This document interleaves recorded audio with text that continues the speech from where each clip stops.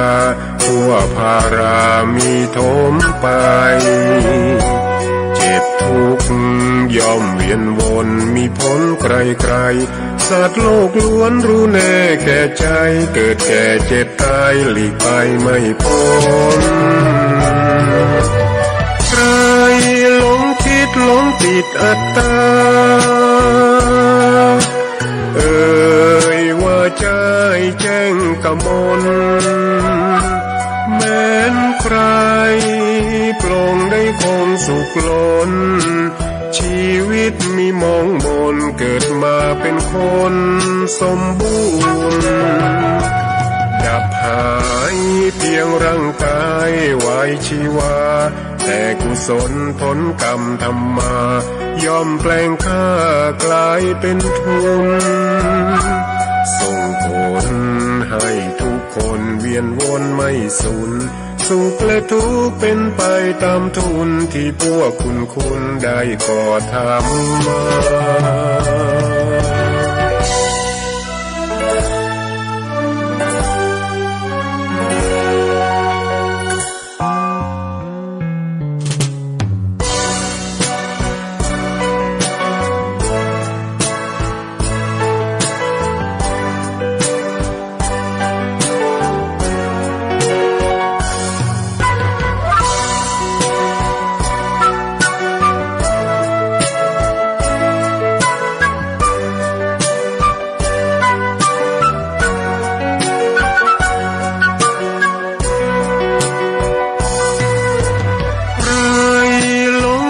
หลงติดอัตตาว่าใจแจ้งกมลแม้นใครปลงได้คงสุขล้น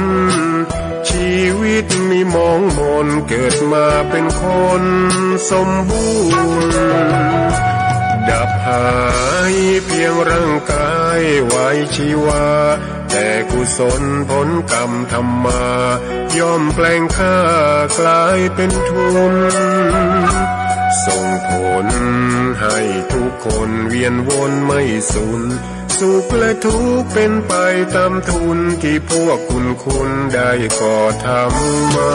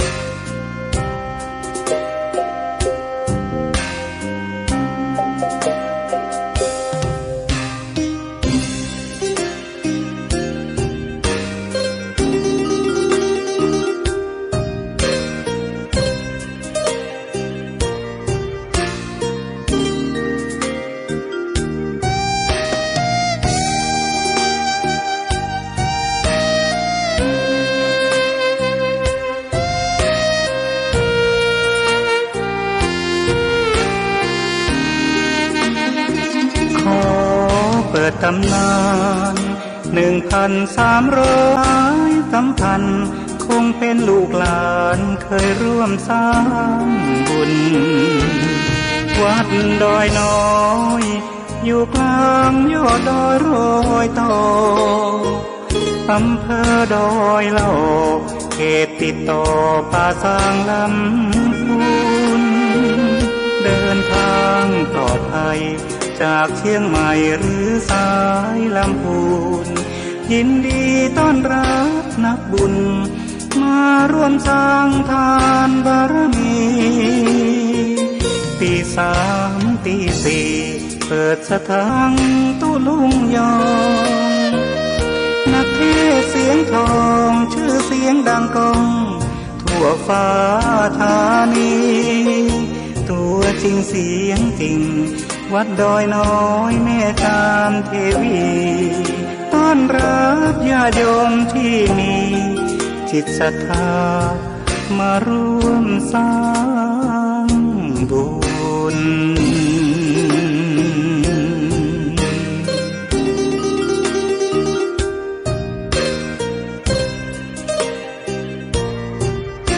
เ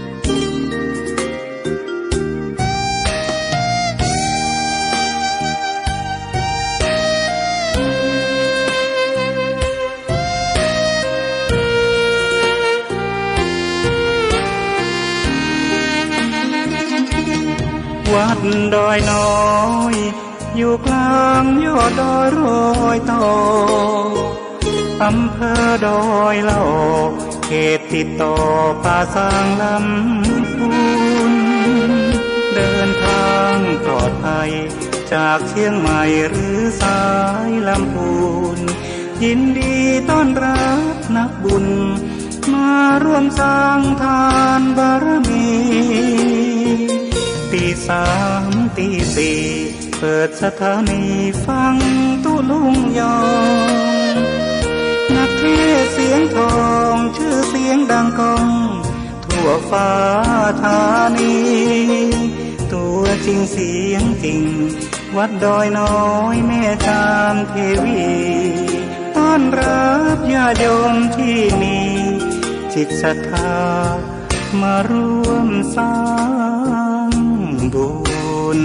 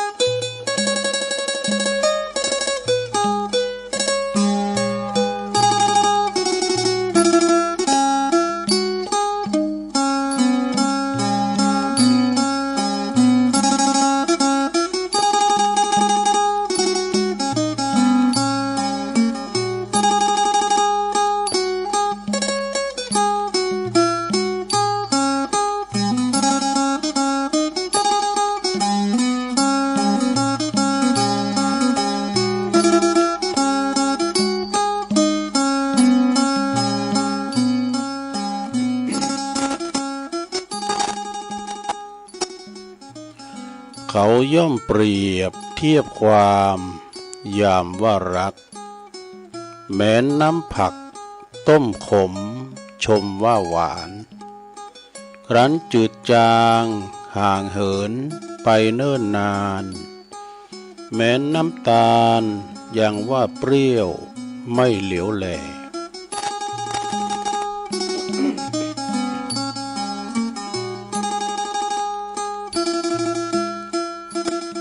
ตื่นเจ้าขึ้นมาก็ยิ้มแย้มแจ่มใสทุกโศกโรคภัยหายไปหมดสิ้นขอความนอบน้อมแด่พระรัตนตรัยอันมีพระพุทธพระธรรมพระสงฆ์เป็นสรณะที่พึ่งขอกราบแนบใจไหวสาถวายความเคารพมายังครูบาอาจารย์พระมหาเถรานุเถระท่านเจ้าคณะพระสังฆาธิการพระภิกษุสามเณรเจ้าจุโตนจุองค์กุวัดวาอารามพร้อมตึงสำนักที่พักทรงโดยเจริญปอนมายังบรรดาปอออกแม่ออกศรัทธาตันสาธุชนนักศีลนักบุญคุณดีทั้งหลายบ่ว่าจะเป็นปอหลวงแม่หลวงปอลุงแม่ป่าตั้งปีป่านหน้าเอาเนาะศรัทธาตีนจ้องห้องวัดเท่าแก่หนุ่มกำใจยิงต่างหลายเมื่อวัดตื่นจืนขึ้นมาเนาะก็งมสวามหาวิทยุหาเครื่องหับหาโทรศัพท์นี่นะมาเปิดฟังรายการ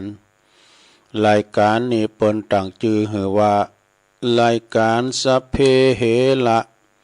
ปกิณกะขอนลุงไก่แจงรายการเสียงธรรมแสงทองซึ่งก็ดำเนินรายการบริหารเวลาโดยต้นตัวแห่งอาตมาภาพเก่ากระผมตุลุงนันชัยวัฒนาคเสโนแห่งวัดพระธาตุดอยน้อยตำบลดอยหล่ออำเภอดอยหล่อจังหวัดเชียงใหม่มาปบมาปะกันในยามค่ำคืนมานำเสนอมามาจ้าเนาะศรัทธาญาติโยมทั้งหลาย ได้นำเอามรดกธรรมพองธรรมบรรยายพองนิทานธรรมพองก้าอีนะกติธรรมมาตังอินเทอร์เน็ตก็เอามานำเสนอคือก็พอออกไม่ออกศรัทธาเนาะบางพองก็ตื่นมาแล้วฟังเพลงอมตะนิรันดร์การลูกกรุง สมัยแต่หึงเอาเพลงบักเก่าธานินอินทรเทพสุเทพวงคำแหงอีน่ะเนาะ สวลีภกาพันดาวใจภัยจิตเนี่ยหมดเนี่ยโอ้เพลงเปิดโมนก็เอามาเปิดว่าขาเวลาเนาะขาเวลามาถึงตีสาม ก็แล้วว่าถ้าตีสามแล้วตุลุงก็เปิดเพลงนำรายการเข้ารายการเลยอีน่ะก็มานั่งนั่งจาก็พอออกไม่ออกศรัทธาญาติโยมตีเปิ้นนอนบัดลับเป็นกูเป็นกีมกันไปในโรงเด้อฟังแก่งอมแก่เงาประคับประคองมันแจ้งเนาะแต่ขันรายการข่าวเวลามันแจ้งก่อนนับว่าเฮามีบุญแถมวันหนึ่งมีบุญหยังก็เหมือนกับแม่สุเกี่ยวศีลาพรโอ้วันนี้ก็มีบุญแถมวันหนึ่งนะที่มีลมหายใจได้ยินไก่ขันได้หันตะวันในสร้างบารมีกันไปแถมวันหนึ่งอีไหนเนาะแต่ในขณะเดียวกันแต่ละท่านแต่ละคนนั้นก็บางคนนี่ก็ยังหนุ่มกำล่ำก่อมอีกก็มีศรัทธาญาติโยมก็แล้วแต่โจกไผบุญมันมาคือที่ว่าเฮาสร้างบารมีตะวานี่เนาะ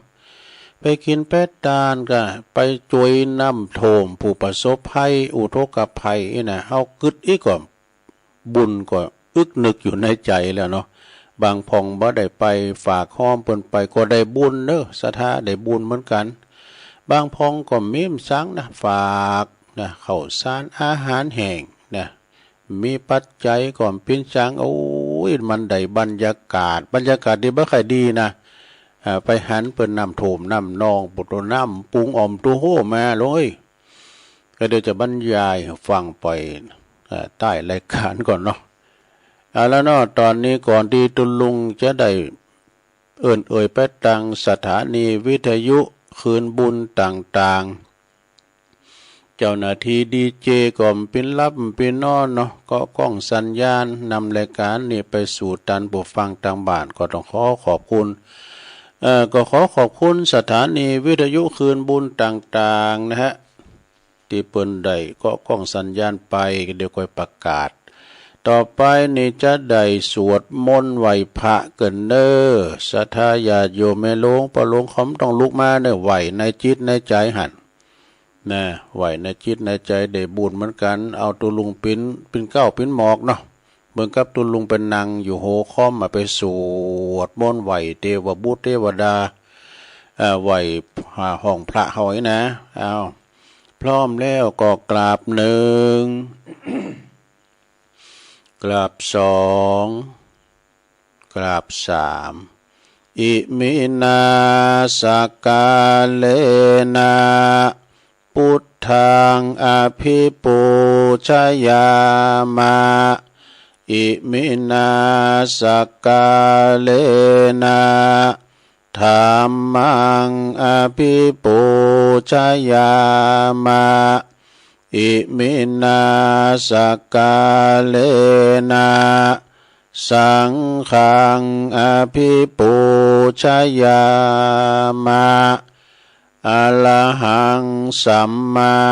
สัมพุทโธภคะวาพุทธังภคะวันตังอภิวาเทมิ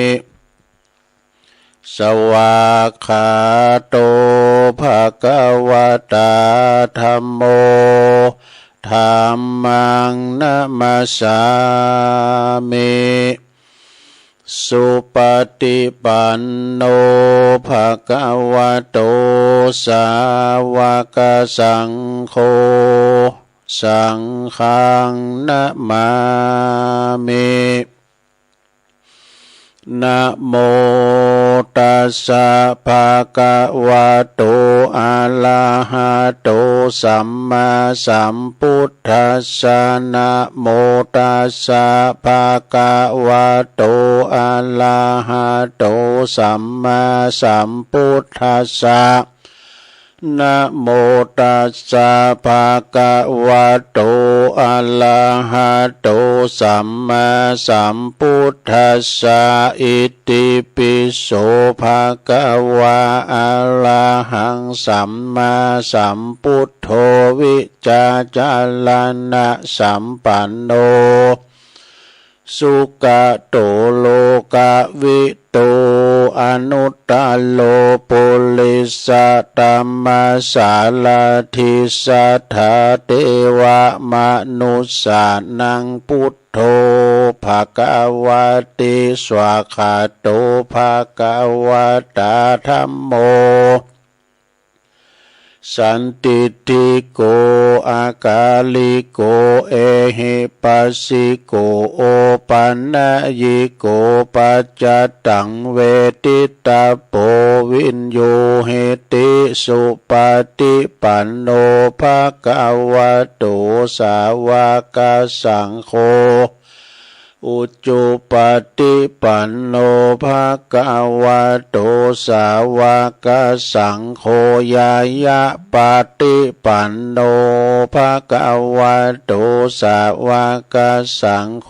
สามิจิปฏิปันโนภะคะวะโตสาวกสังโฆยะติตังจัตตาลิปุริส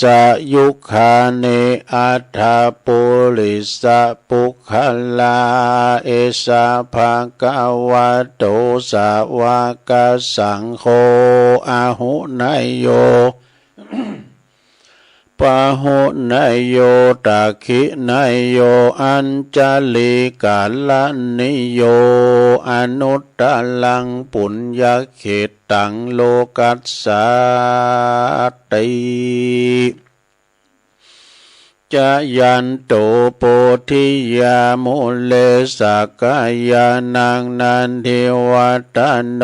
เอวังตวังวิจัยโยโหหิจยสุจยมังกะเลอปัลลาจิตาปัลลังเกสิเสปัทวิปุคะเลอภิเสเกสปะพุทธานังอากาปโตปโมทัตติสุนักตังสุมังกลังสุปาภาตังสุโหติตังสุขันโนสุโมโหโตจะสุยิถังพระมัจจลิสุปัทกินังกายกัมมังวาจากัมมังปัทกินังปัทกินังมโนกัมมังปณิทิเตปัทกินาปัทกินานิกาตวานะละพันตัตเถปัทกิเนสัพพิติโยวิวาจันตุสัพพะโลกวินาศตุมาเตภวัตวันตาลายโยสุขิติกายุโกภวะอภิวาทานาสีลิสานิจังวุฒาปัจจายโนจัตตาโลธรรมาวาทันติอายุวันโนสุขังปะลังเอาแล้วน้อศรัทธาญาติโยมต่างหลายตุลุงก่อปิ้นเก้าปิ้นโหนำสวดมนต์ไปปิ้นตีเรียบร้อยก็ขอคุณพระติตไลรัตนะผ่านแผ่วตั้งพระเกี่ยวเจ้าสามปากการเนาะจุงดลบันดาลมาปกป้องคุ้มครองรักษาวัดวาอารามโคงแก้วตั้งสามหักษายังครูบาอาจารย์พระสงฆ์องค์สามบาเนนเจ้าเนาะ เปิ้นอยู่กับวัดกับว่านะมาสืบศาสนากันไปปิ้นชง มาปฏิบัติปัดโปกวาดวัดกวาดว่านี่ปินเก้าปินโหนำศรัทธาได้โสดโยโกห้องมาปินเนอร์นาบุญศรัทธาได้มาสักการะปูชากราบไหวเนาะพอออกศรัทธาก็เหมือนกันเนอะพอหลวงไม่หลวงก็ขอให้มีสุขภาพพลานามัยสมบูรณ์แข็งแรงอยู่ปิ้นลมโพลมใสของลูกของหลานตัวลุงก็ขอปิ้นกำลังจิตกำลังใจอีปออีแม่ที่เดินเหินไปไหนมาไหนบ้าใดนะติดตังติดเต้งก็เอาวิทยุเนี่ยเนอะปิ้นกูปิ้นกีมลงเอ้ยฟังแล้วเกิดสุขบ้านหวานใจมันมีความสุขนะบันเทิงในธรรมก็ฟังกันไปเนาะปอบ้านแม่บ้านก็ดีที่ว่าจะขับรถขี่เรือขี่ล่าไปเนี่ยก็ออกนอกบ้านนอกจ้องก็มีสติก่อนสตาร์ท รถลานี่มันหลายมันหนักมันหลายเนาะระวังตึงรถเปิ้นระวังตึงรถเฮาก็ขอเดินทางแคล้วคลาดปลอดภัยทั้งขาไปทั้งขากลับเด้อ แล้วเนาะต่อจากนี้ไปตัวลุงก็จะได้ประกาศอันนี้ก่อนเนาะคืนบุญต่างๆเจ้าของสถานีที่เปิ้นมีน้ำจิตน้ำใจงดงามนำรายการของครูบาอาจารย์ที่เปิ้นมาออกรายการนี่เอาไปออกวิทยุของเปิ้นนะกระจายเสียงให้ศรัทธาที่อยู่ตั้งบ้านตั้งจองได้ฟังกันมีเปิ้นเฮาก็ได้ฟังตัวลุงหรือว่าครูบาอาจารย์จะอู่โมนอู่ดีปานได้ก็ตามมาดึงพดผิวเนอะมาดึงตึกห้องสี่เหลี่ยมเนี่ยนะการเปิ้นเปิดหับสัญญาณเนี่ยสะก็เหมือนกับสะเอาง่ายๆเนาะเฮาเปิดโทรศัพท์แต่จะโทรไปหาลุงนานลุงนานเนี่ยปิดมือถือก็ไม่ได้ฟังสักคำเล่มหับหูกันเนี่ยสะหรือว่าลุงนานโทรมาเฮาเปิดโทรศัพท์เฮาก็ไม่ได้ยินเนี่ยมันเป็นอย่างอ่านไปเนาะศรัทธาญาติโยมทั้งหลายฉะนั้นก็ขออนุโมทนากับเจ้าของสถานีในคืนเครือข่ายต่างๆเน้อที่เปิดหับสัญญาณรายการธรรมมาชงเวลาตั้งแต่ตี 3 ถึง 5 โมงตัวลุงก็เปิดไปเสริมสัญญาณนี่ไปที่วัดปากตั้งเจริญอาจารย์พระครูอภิวัฒนวิกรมเปิ้นปิ้นพออ้อนี่เปิ้นจะลิงไปแต่ละสถานีนี่อันนั้นเป็นโหจ่ายเนอะ จ่ายไปตังปุ้นรังใดตังในโหในเวงองค์ขลงในเมืองก็ขอขอบคุณสถานีวิทยุเปิดการศึกษาศาสนาและวัฒนธรรมของวัดฝายหินตำบลสุเทพอำเภอเมืองเชียงใหม่ FM 104.50 เมกะเฮิรตซ์โดยเมตตาบารมีธรรมอาจารย์พระครูสมุวิสุวัฒน์วรกิจโจเปิ้นลิงสัญญาณไปเนาะตุลุงทองจบเปิ้นก็เอาเพลงตุลุงเขาใส่เลยนะเดี๋ยวนี้เปิ้นก็จะไปจำวัดเปิ้นจะไปรับนะอดีตเปิ้นเอาใจใส่ดูแลนะเบื้องหลังความสำเร็จของตุเจ้าหลายก็หลายตุนแล้วก็มีสถานีวิทยุคณะสงฆ์อำเภอฝางตั้งอยู่ที่วัดพระพุทธบาทอุดมนำบ่อสาวาสำนักวิปัสสนาFM 100.25 เมกะเฮิรตซ์โดยเมตตาบารมีธรรมอาจารย์หลวงพ่อท่านพระครูสุจิตานุรักษ์หลวงพ่อใหญ่เฮาเจ้าคณะอำเภอฝางแล้วก็ขอบคุณตุปีจำเริญโชติธรรมโมตุปีสุเทพด้วยลิงสัญญาณเป็นน้องฟังไม่อายใส่ประการฟังกันหลงหลายดังกว่างไกลไปถึงปุ้นดอยลางหลายน้ำกุ๊กปุ่งก็ได้ยินเนาะตาตอนปุ่นแผ่วหมดขอบคุณสถานีวิทยุแดนดินถิ่นล้านนาตั้งอยู่ในบ้านฮงโงตำบลนำบ่อหลงสันป่าตอง FM 103.50 เมกะเฮิรตซ์โดยคุณรุจิสมบัติเงาคำเเปิ่นก็ลิงสัญญาณไปตัวลุงก็สแตนบายไว้ตั้งหลังนี่ขอบคุณสถานีวิทยุคลื่นธรรมะของชุมชนวัดห้วยตองซักตำบลโขงเปาอำเภอจอมทอง FM 98.75 เมกะเฮิรตซ์โดยเมตตาบารมีธรรม อาจารย์พระครูวาปีวรมานิตพี่น้องตั้งโซนไต่สายแต่ก็ฟังตั้งแต่เพลงมาเหมือนกันเด้อ โพดเผียวหอดดอยเต่าอมก้อยวนนะนี่นะขอบคุณสถานีวิทยุมนเสียงธรรมมนเสียงธรรมฝ่ายแดงว่าใจ อำเภอแม่แจ่มบนเด้อนี่นะ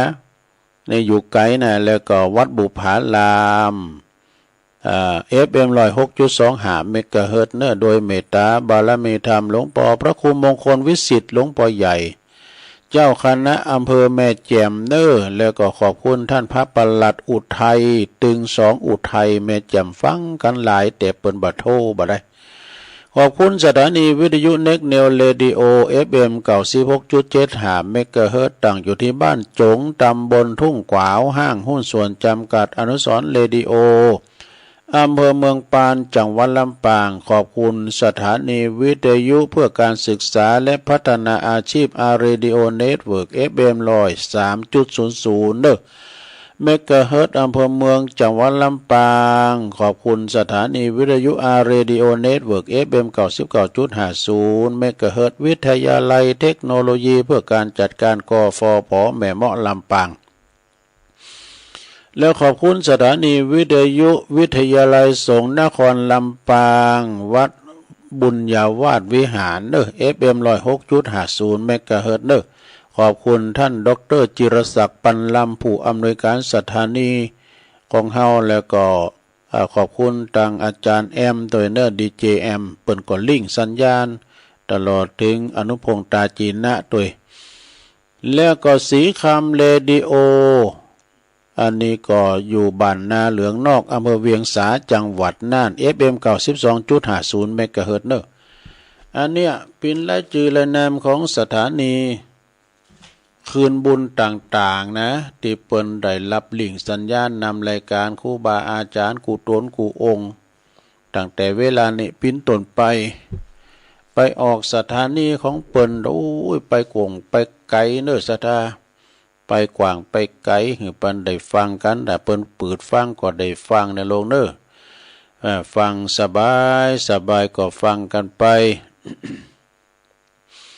ก็เฮามาปะกันวันนี้ตรงกับวันนี้เป็นวันเสาร์เนอะสุกเอาเราเสาร์เอาหน่วยสุกนี่มันแก่นแน่นหนานะแล้วก็เป็นวันที่7วันนี้เนอะ วันนี้วันที่7ของเดือนกันยายน2567เข้ามานี่แล้วนะฉะนั้นญาติโยมทั้งหลายเมื่อมาปะกันแล้วก็บ่ฮือกาดแก้วได้เสเวลาตุลุงก็น้อมนำเอาพระธรรมเทศนาแบบบรรยายเด้อนะคนหลงโลกนี่นะติดในงานบุญก็ได้งานศพก็ได้เนื้อสถาจากสำโนนโดยอาจารย์ศรัทธาคุณนะศรัทธาคุณนะก็เดี๋ยวก็จะมีการ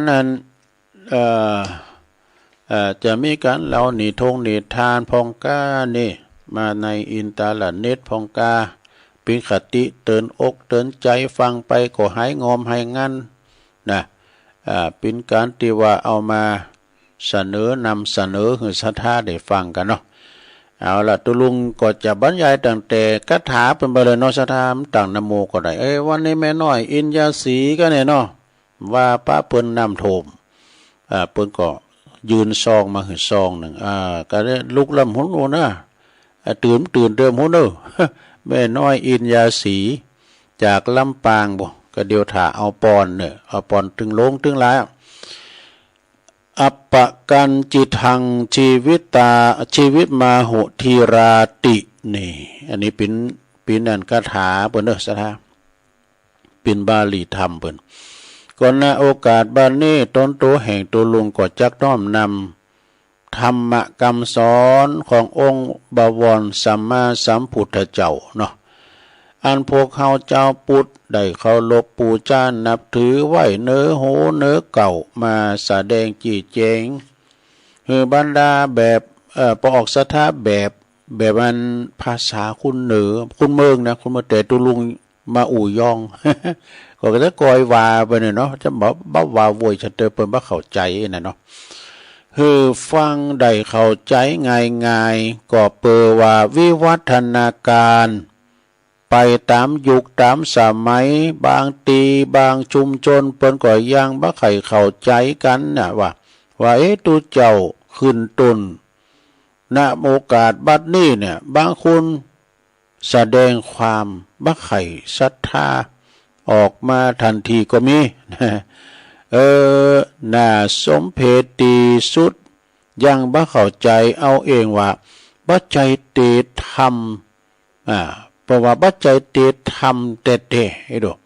ถ้าเตธรรมเตต้องขึ้นตัวเอวัมเมสุตังเอกังสัมมายังภากาวา ความจริงนี่ก็เป็นทำดีมีสาระคำสอนอยู่นะอันเกจิอาจารย์สมัยก่อนนี่เปิ้นเล็บเลงเขียนไว้บ่ใจจะลบหลู่บ่ใจลบหลู่ทำบักเก่าเสียเลยก็บ่ใจก็ยังใช่เตดกันอยู่โทไปนะ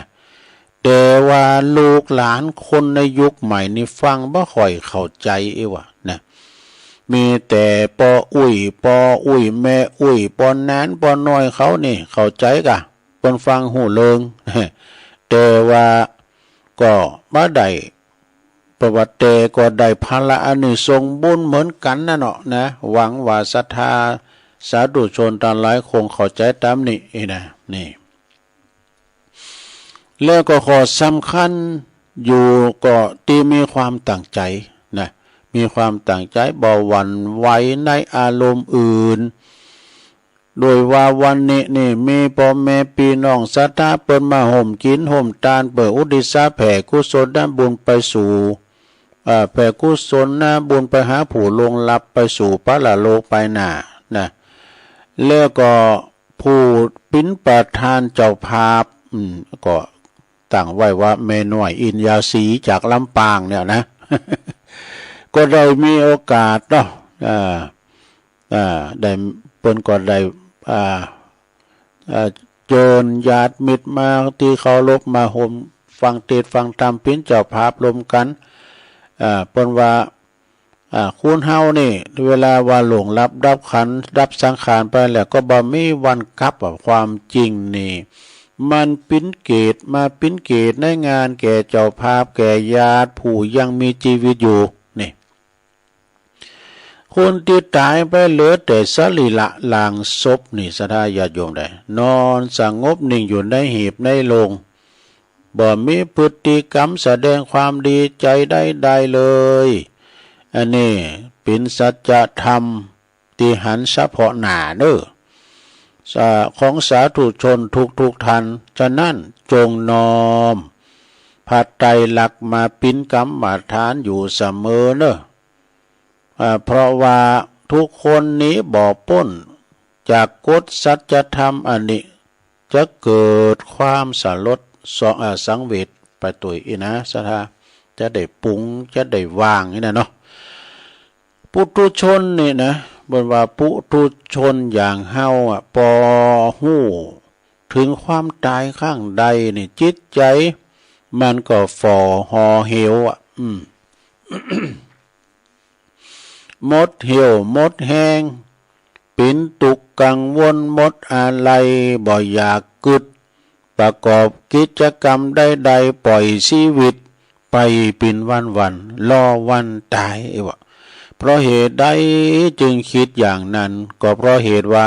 ปุถุชนในคนเฮาเนี่ยบ่ฮู้บ่เข้าใจถึงกฎของสังขารธรรมสังขารธรรมที่พระพุทธเจ้าเปิ้นตรัสว่าสัพเพสังขาราอนิจจานี่สังขารทั้งหลายเดิมบ่เที่ยงแท้แน่นอนนะมันบ่ยังยืนคงตีว่าเปิ้นว่านะเพราะมองโลกในต่างเพลิดเพลินลื่นลมสนุกสนานสำราญเบิกบานหวานใจบ่ได้โหนคิดพิจารณาว่าคุณเฮานี่เกิดมานี่ซะท่าเกิดมานี่กาลเวลานี่มีชีวิตอยู่ในโลกนี้อย่างน้อยนักนะมีน้อยนักเนาะมีอยู่ในโลกนี้น้อยนักในการเวลาผ่านไปก็ยังการเวลาในกืนกินชีวิตอายุคุณเฮา หือสิ้นไปหือแก่ไปหือเฒ่าไปทุกเวลานาทีนะ ดังบาลีของพระพุทธเจ้าเปิ้นได้ตรัสรับรองไว้ว่ากาโลคัสสติภูตานิสเปเนจะสัพพเนจะสหัสตะนานี่เปิ้นแปลความว่ากาลเวลาลงไปยอมกืนกินมันกินหยังกินสัมผัสสัตว์ได้ตัวมันเองการที่จะมีอายุอยู่ในโลกยืนยาวนั้นนะอยู่ที่บุญกุศลของไผของมันทำกรรมนั่นเด้อที่ได้สร้างสมไว้ใน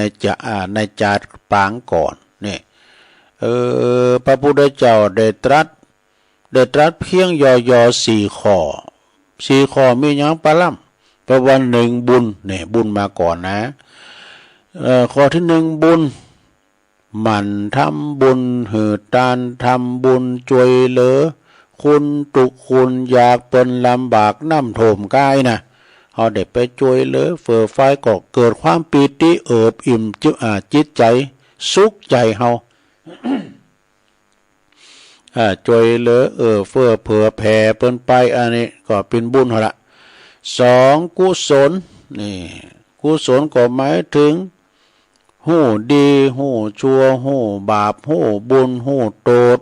เว้นบาปกรรมทั้งปวงนี่เว้นบาปกรรมทั้งปวงนะ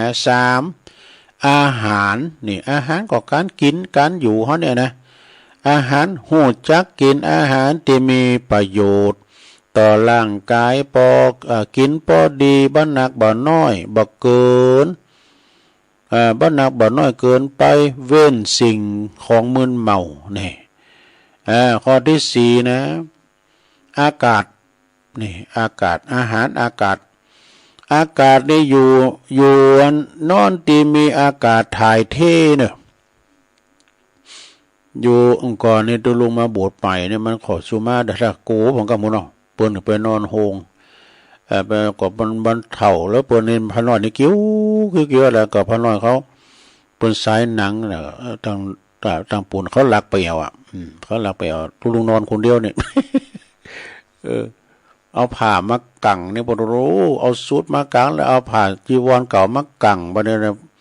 มันอึบมันหายใจฝืดบ่รู้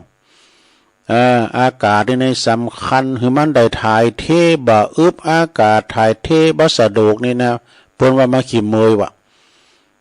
เพิ่นว่ามาขี้เมยว่ะอากาศบ่ปลอดโปร่งบ่สดใสบ่บริสุทธิ์นี่ซะท่ามันอึบนำมาซึ่งสุขภาพบ่แข็งแรงนะอนามัยก็จะบ่สมบูรณ์คือปลอดโปร่งนะปลอดโปร่งไข้มันตัวไข้อันปล่องฮับกับอันฮับกับมุ่งโลดกว่ากันเนาะข้อที่5นี่เป็นว่าจิตนี่ก็ได้แก่ความนึกคิดอารมณ์จิตปราศจากความโลภความโกรธความหลงนี่อันนี้แปลว่าปราศจากความโลภความโกรธความหลงความแล้วก็ความอิจฉาริษยาเปิ้นความผูกเพราะว่าความผูกพยาบาทปองไล่จองเวรจองกรรมเปิ้นมีเมตตามีกรุณาบ่ไปเบียดเบียนคุณบ่ไปเบียดเบียนสัตว์เปิ้นได้รับความทุกข์ในโลกเด้อนะก็จะส่งผล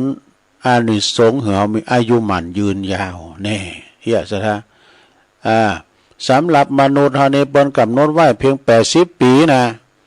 โด80ปีนี่เท่ากับพระพุทธเจ้านี่เปิ้นมีประชนมาอยู่ถึง80พรรษานะลงเด้อนะแล้วเปิ้นก็เข้าสู่นิพพานแต่ก็ว่าไผอยู่เกิน80ไป81 82 85 90 100กว่านี้นะปินกำให้เนาะปินบุญต่ออายุนะแต่ปินบุญคือหมายความว่าล่ำ80ปี90ปีก็เตียวใดไปปีนอยู่ในน้ำจะว่านอนแพมก็ว่านะ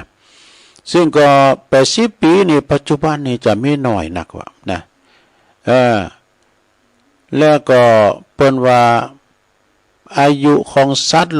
สุนัขะนี่นะ ประมาณ15 ปีว่ะโอ้หมานี่ก็อายุยืนเมื่อนะ15 ปีอ่ะแล้วก็คุณไปเอาปืนมาไอ้นี่ก่อนนี้ไปก็คือ40 ปีอ่ะเอาคอยเศร้าอ่ะคอยมันเศร้าหมานี่มันก็ไปตัวตูเจ้านะไปกุมเขาหมาวัดนะมันไปเจอเจ้าถิ่นกับมันคบกันอ่ะมันเห่ากันปะโถวันนั้นก็โอ้เป็นบาลีเก่านี่เป็นมหาเก่าเอาค้อนหัวสมณะก็มาเนี่ยมันมากวนทุเจ้า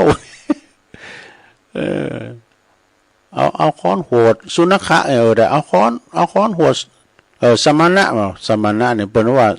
สุนัขะเป็นว่าจะก็เอาค้อนหัวโถสมณะก็คือทุเจ้าเนาะ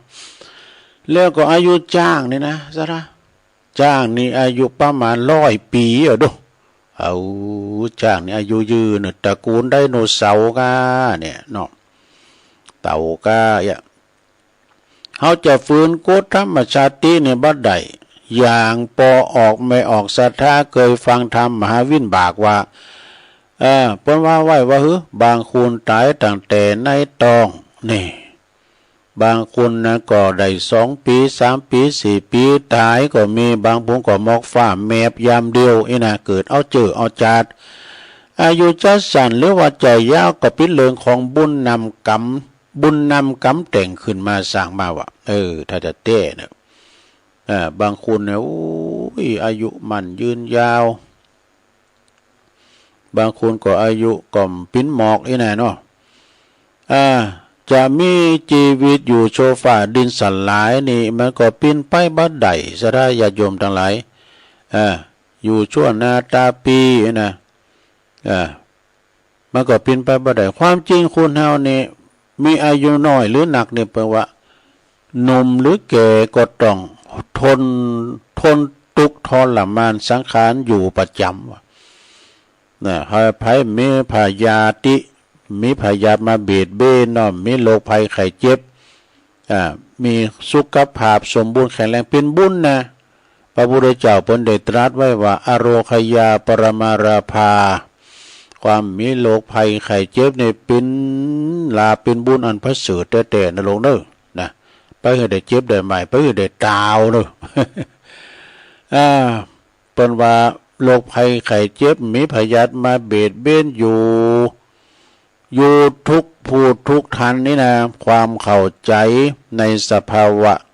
ธรรมดาตามความเป็นจริงเป็นสิ่งที่สำคัญนะลงเด้อเป็นสิ่งที่สำคัญในชีวิตที่สุดเนี่ยอันนี้จะเล่าเรื่องเก่ามาเล่าใหม่เนาะแล้วเราเรื่องเก่ามาเล่าใหม่ดังใดยกนิทานอันมีคติเป็นข้อคิดพอออกไม่ออกสาระได้ฟังการแทมลืมหนึ่งนะเป็นว่ายังมีเศรษฐีคนหนึ่งเนี่ยอันนี้เป็นอยู่ในธรรมเนี่ยเปิ้นไปปูชากราบเทพเจ้าทุกวันว่าขอตั้งความปรารถนาว่าข้าขออายุยืนยาวถึงพันปีว่าดูเอาไปไหว้วอนขอกับลูกค้าเทวดาเทพเจ้าทั้งหลายข้าพเจ้าเนี่ยขออายุถึงพันปีเด้อเนี่ยเทพเจ้าเทพบุตรเทวดาก็เตือนว่าเนี่ยท่านเศรษฐีมันฝืนกฎธรรมชาติที่ไหนนะมันเป็นไปบ่ได้แล้วคุณเฮาเนี่ยอายุมันเกิน100นะอันนี้ตัวก็จะพันปีนะมันเป็นไปบ่ได้เบาแต่ตัวร่างกายโลกนะไอ้น่ะเศรษฐีก็ฟังยืนยันจะเอาติ๊กเตี้ยขอปั้นมันจะขอซาวนี่ขอปั้นเด้อขอเด้อท่านเจ้าค่ะท่านข้าแต่เทวดาผู้ประเสริฐนะข้าแต่เทวดาเป็นเจ้าข้าพเจ้าขอเด้อขอปั้นปีเด้อน่ะเพราะว่าอายุมันยืนยาวเนี่ยข้าจะมีความสุขอีกดอกแต่ท่านเศรษฐีก็ถึงมาเจอฟังแต่ขอติ๊กขอทำเช้าขอปั้นปีว่าอ่อนวอนอย่างบ้านหลดละเนี่ยจุนวาตีว่าบุตรเทวดาเทพเจ้าก็อดบ่ได้นะจึงบัญชาการเนรมิตบัญชาการให้เศรษฐีมีอายุพันปีดูโอ้เศรษฐีก็ดีอกดีใจว่ะโอ้เฮานี่อายุมันยืนยาวแต่เนอายุได้ถึงพันปีก็นะเศรษฐีก็ดีใจจะมีอายุพันปีพอถึงอายุ16นี่ ก็ไปได้สุมาได้ภรรยาอายุ16 ปีเนาะได้อันเมหา6คุณกับว่าท่านเศรษฐีนะมันนั้นอายุยืนเนาะพอถึงอายุ60 ปีภรรยาคุณเก่านะก็ตายไปเนี่ยพออายุ60 ปีนะภรรยาก็ตายไปก็แต่งงานใหม่แล้วอายุ90 ปีภรรยาคนที่2ก็ตายไปแล้วก็พอดีอายุเป็น90 ปีเนาะท่านเศรษฐีนะภรรยาก็ตายไปคนที่2ก็ตายไปว่าดูทยอยกันตายมันเอาใหม่ดีๆเนี่ยมันก็มีลูกหลานนี่ปุถุติมบ้านติมจ้องว่าลูกหลานมันหนักดูลูกหลานก็ทยอยกันตายว่าตัวลูกเก่าอายุ90 ปีอ่ะลูกเก่านี่พ่อเขาไม่ไหวแล้วพ่อเขาอยู่ไปก่อนพ่อจะไปแล้วเศรษฐีก็ไม่ยอมไปมาอยู่ไปกู้พ่อนี่ลูกเก่าพุทธอายุ90 ปีก็บายลาก่อนว่าไปสวรรค์นี่แล้วก็ภรรยาคนที่3ก็ตายไปแถมนะภรรยาคนที่4ก็ตายไปคนที่5ก็ตายไปตายหมดดูเอาละกรรมนี้จนบ่มีตีจะไปแอวหาภัยแล้วเจ้าหมูเจ้าฝูงก็ลุ่มหายตายจากกันไปบ่เนาะตั้งบันเนื้อบันไตก็มีภัยนี่อยู่เดียวเอกานี่อยู่โดดเดียวเอกาวะเอาละเศรษฐีปินกำกืดแล้วกันเนี่ยลงเอ้ยเศรษฐีอยู่บ้านมนกินเบาหวานแล้วแต่ไปเอาหาไผเจ้าหมูเจ้าจุ่มไปก็อายุ100มันเกิน100ไปก็ตายไปหมดอันนี้ยังก็แล้วยังถึง200 ปีเลยปันปีอะไรอยู่จุดอิ่มนายไกลจังโตเก่าโอ้จะได้เศรษฐีก็เริ่มเบื่อหน่ายชีวิตน่ะมันฝืนธรรมชาติเนี่ยเป็นว่าแล้วจึงไปไหวเทพเจ้าบรรดาเนี่ยค่ะนั่นเศรษฐีนะเอาเพิ่งจะไปไหวบรรดาเนี่ยเทพเจ้าเศรษฐีเนี่ยตายเหรอวะเนี่ยเนี่ยเขาตายวะเนี่ยด้วยนะเทพเจ้าเทวบุตรเทวดาลูกค้าเทวดาก็เลยโทรวางเฉย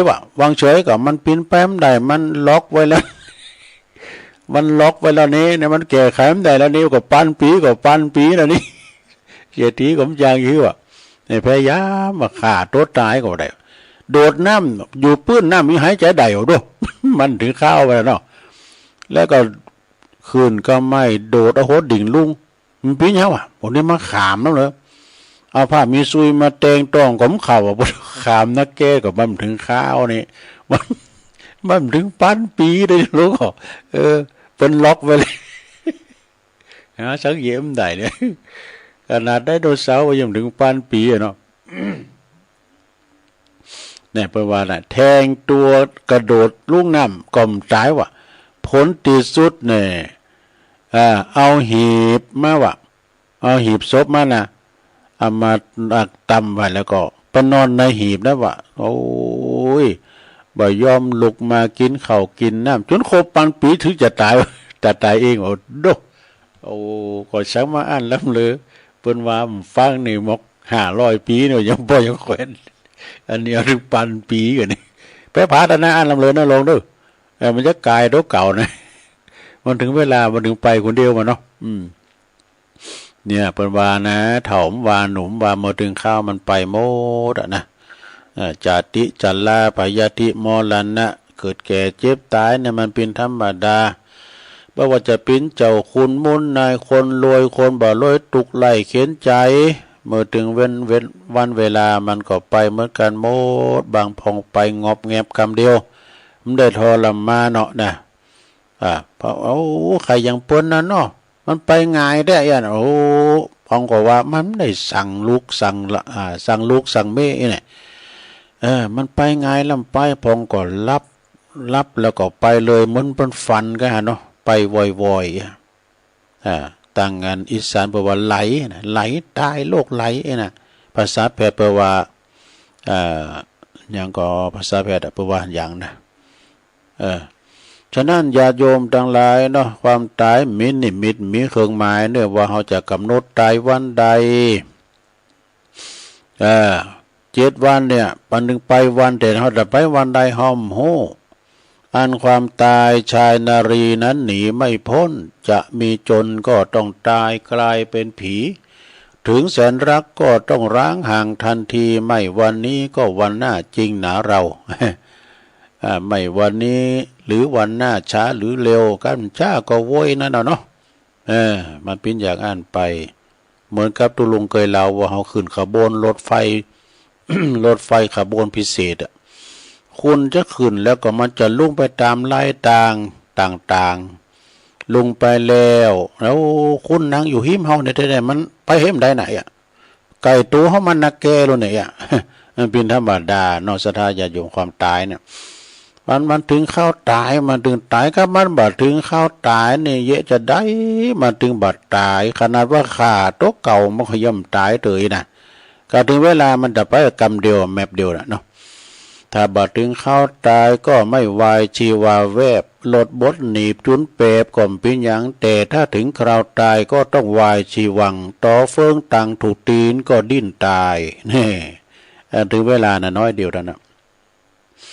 ก็บ่ออกไม่ออกศรัทธาสาธุชนทุกท่านความตายเป็นสัจธรรมประจำโลกเนี่ยเมื่อเฮาเข้าใจความจริงแล้วจะบอดตุกจนเกินไปในที่สุดแห่งพระธรรมเทศนาก็ขอตันจะภาพและปออกไม่ออกศรัทธาต่างหลายที่มารับฟังรายการธรรมะในวันนี้เนาะจงหืดไปถึงจุงเงินอยู่ดีมีสุขจุงมีอายุหมันยืนยาวเน้อมีความสุขกายสบายใจปุ่นจากภัยไกลจากเวรมุ่งมาปรารถนาสิ่งหนึ่งสิ่งใดก็ขอสมดังความมุ่งมาปรารถนาจงทุกประการเน้อแสดงพระธรรมเทศนามาก็พอสมควรแก่กาลเวลาก็ขอสมมุติยุติลงปรุงไว้เพียงเท่านี้เอวังก็มีด้วยประกาศนีสาธุสาธุสาธุ จบลงไปสถาธรรมกล่อมเนาะทำกล่อมก็ยิบมาเราสู่จู้กันฟังในเศรษฐีหลงโลกเนี่ยอายุปันปีเอาปอนทำไม่เกินนึกเอาปอนทำกันตึงหลงตึงหลายเกินเนื้อลงเนอะมันต้องไหวก็ได้นะดูปันปอนแม่น้อยอินยาสีจากลำปางเอาปอนเนอะสัพปิติโยวิวาจันตุสัพพะโลโกวินาศตุมาเตภวัตวันตะลายโยสุขีติคายุโกภวะอาภิวาตานาสีลิสานิจังวุตตาปัจจายโนจัตตาโลธรรมาวาตันตุอายุวันโนสุขังปะลังเอาแล้วเต็ดน้ำเต็ดทำก็จบลงไปแรงบุดมีอยู่นะลงเนอะเวลา18 นาฬิกาถึง2 ทุ่มนะก็ตัวลุงก็จะเข้ารายการเพราะว่าห่างเหินไปหลายเสาเมื่อแรงเมื่อค่ำไม่นะก็โดยสาเหตุเดียวว่าคอมลุพงกายนะคอมลุพงกาก็ขอบคุณทางท่านพระครูอภิวัฒนวิกรมเปิ้นก็เอาสั่งมาแปลงแล้วก็ได้ชำระยังสาสางไปปินตีเรียบร้อยเพราะว่าตัวลุงนี่ก็สำเตือก็เปิ้นไปจับเปิ้นไปประชุมกามจังกาตัวลุงได้ไปไหนไปก็เห็นตัวลุงแตนเนี่ยกะนะก็ต้องขอบคุณมาณโอกาสขึ้นเอาตังจอนั่นแหละจอขาวหมากอ่านหนังสือผมได้แล้วเนี่ยว่าก็ป้านั้นถิ่นนะจะได้ถามนั้นถิ่นว่าตั้งปุนจอเก่ามีไอ้เนาะจอคอมเก่ามีเหมือนกันนะหลวงลุงไม่ถึงพันนะไอ้นะถ้าว่าซื้อใหม่ใน4 ปั้นก็ว่า1 สั่ง 1จากเมืองลี่ว่านะก็ได้สอของเก่ามากันเอาละเนาะศรัทธาญาติโยมตอนนี้ไปตุลุงพักเบรกกันเดียวนะแต่จิบน้ำก่อนนะโอ้ยยอแห้งแล้วนี่ก็เดี๋ยวมาอู่กันต่อเนาะศรัทธาเดี๋ยวมาอู่กันต่อเนอะศรัทธาญาติโยมทั้งหลายเจริญพร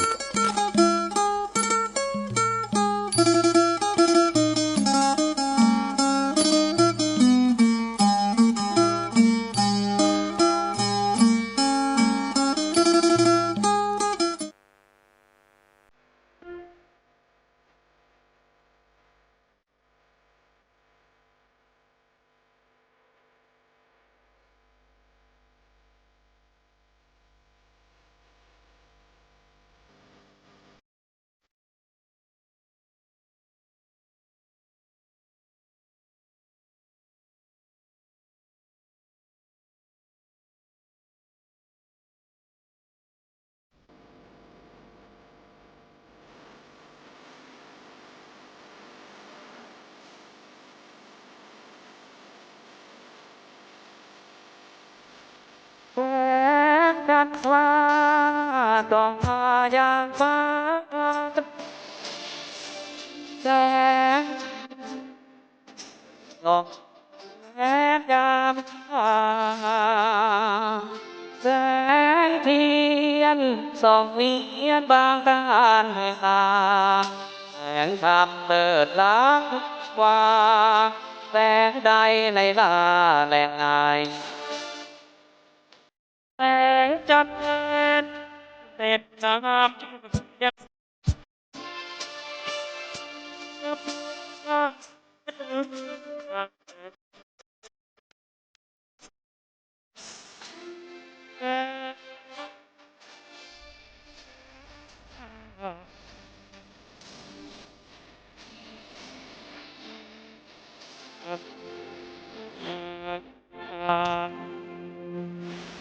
แส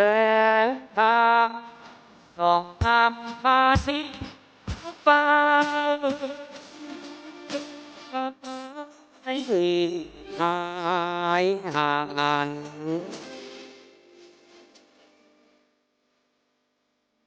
ให้ได้แสงทางตามผู้ฟ้าหัวฟ้ารันเป็นการตายแต่จนแต่ตะนองแสงสาดสะท้อนสอบสอนต้องให้ได้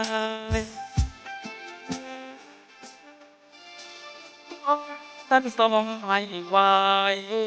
แสงหาให้โซบี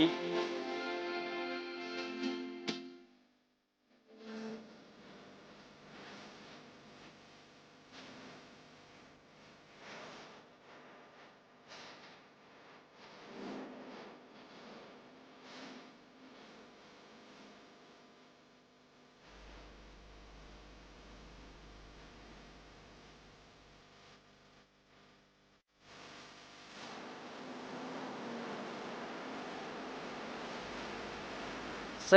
งทางส่องนำมาที่ฟ้าวันให้หายห่าง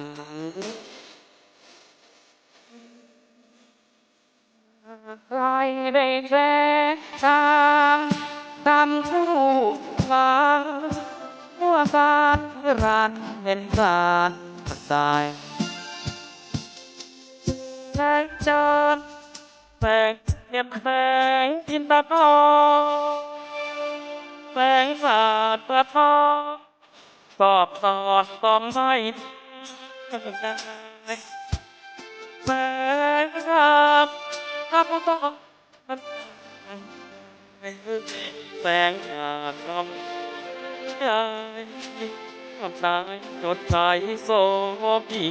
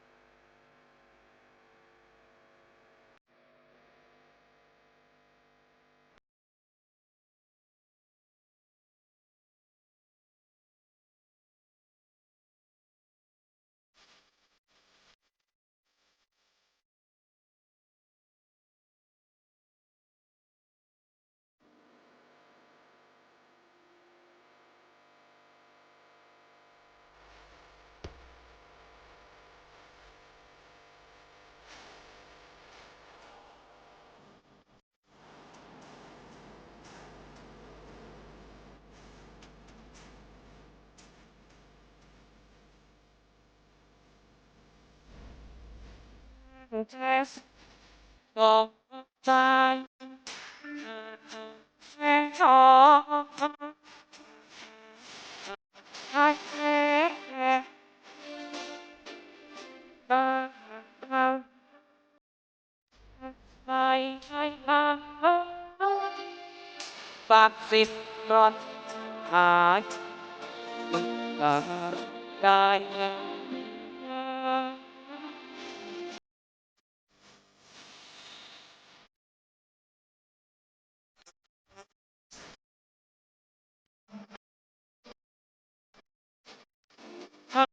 จะติด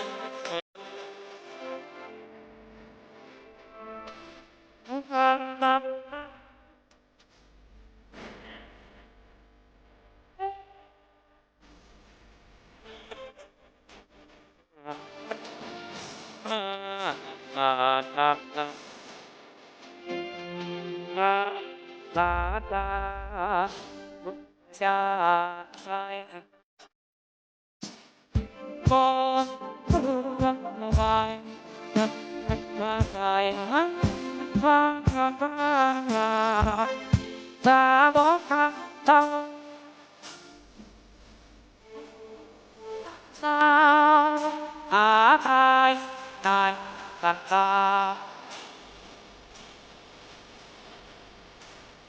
การเจ้าเรากับชนะ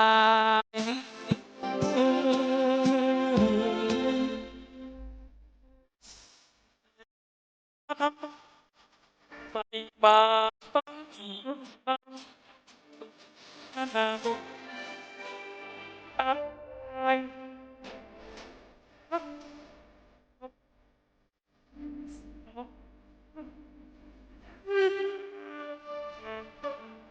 มาบันไยมา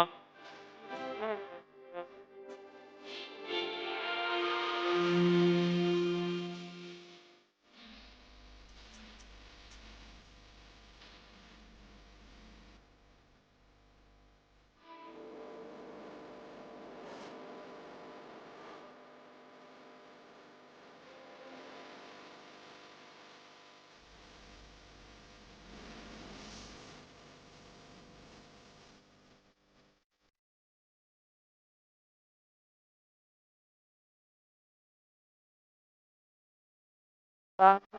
บาดา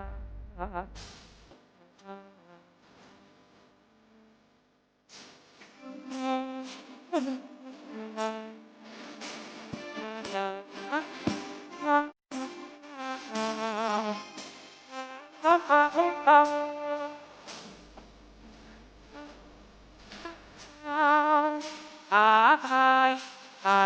ตัดตา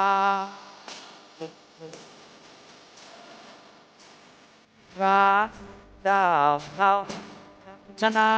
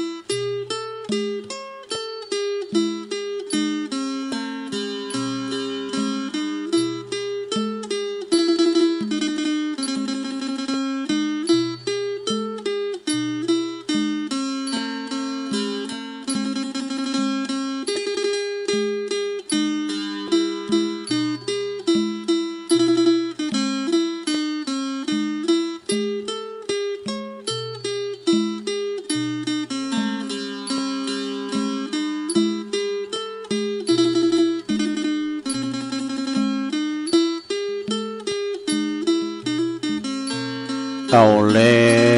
วศรัทธาญาติโยมทั้งหลายตุลุงก็พักเบรกเนาะพักเบรกยอบยั่งกินน้ำกินน้องให้กำหนึ่ง ลุกเตียวไปเตียวมายืดสินยืดซ้ายเนาะพอนางมึนลำไป ก็มามาจ้ากันต่อในจุโมงที่สองมานางนางจ้ากันไปหลังจากตาเจ้าก็เราทำเตดนำเตดทำบรรยายเศรษฐีหลงโลก ศรัทธาได้ฟังกันเนาะขณะนี้ตันตั้งหลายก็กำลังฟังรายการสาลัดสัพเพเห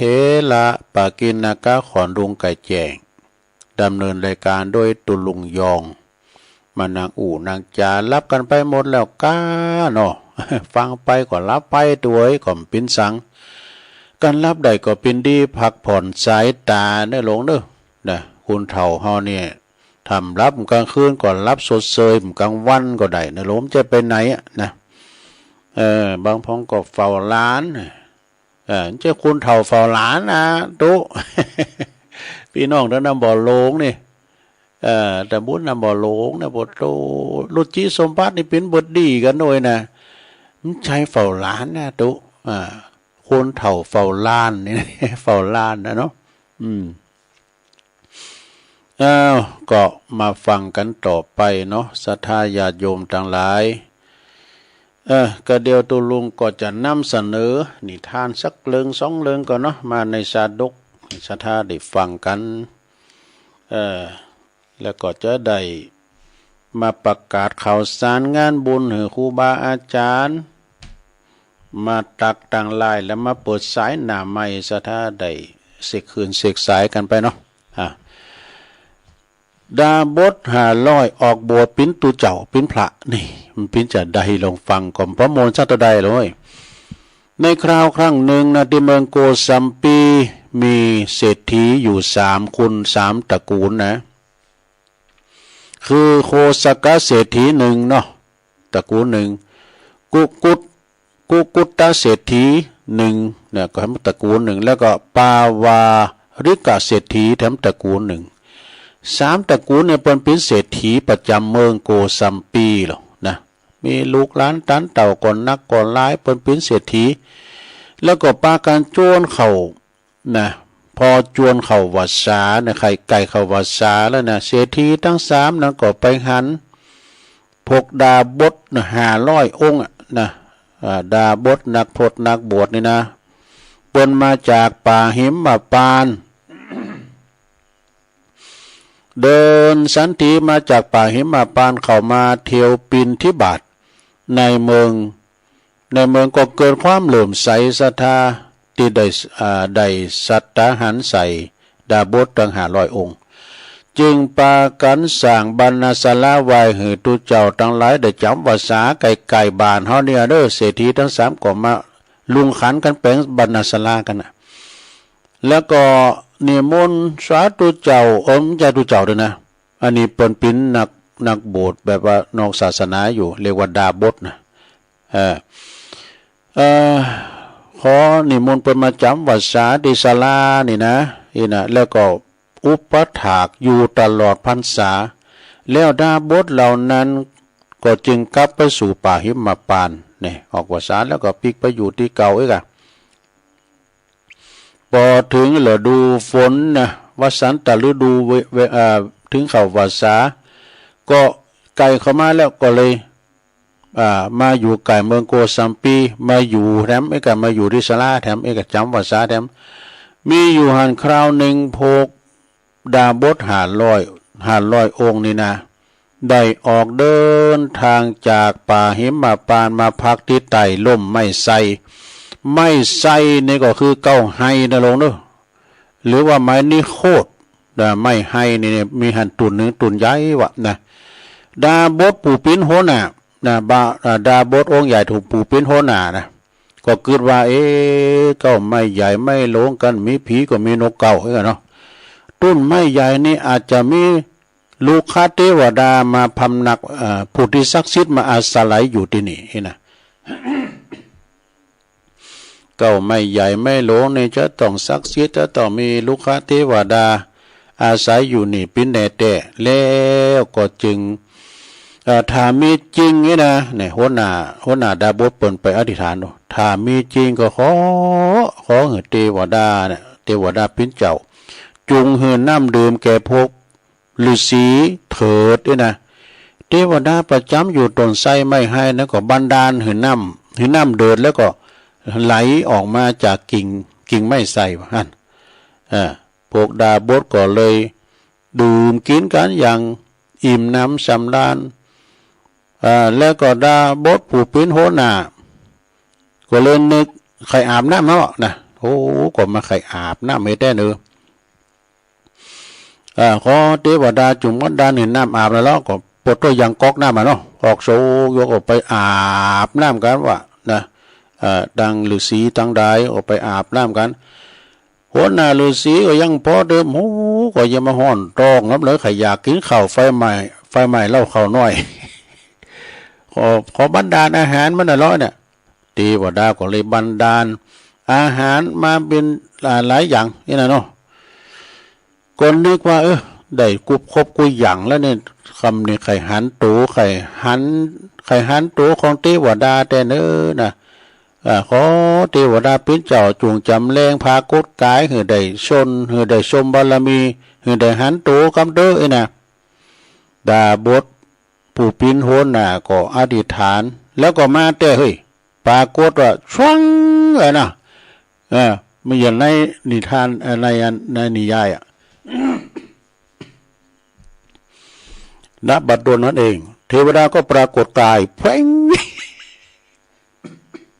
มันจะมีควันออกก่อนเนาะอย่าไปเล่นอีเกี้ยควันออกมุ่งกระเดกกับปรากฏกายฮะว่าแต่นั่นเป็นองค์เทพเจ้าเลยนั่นโตเขียวจุนเงินนั่นเต็มเทวดาไม่เขียวเนาะพระอินทร์กับเขียวเนาะเทวดาก็เลย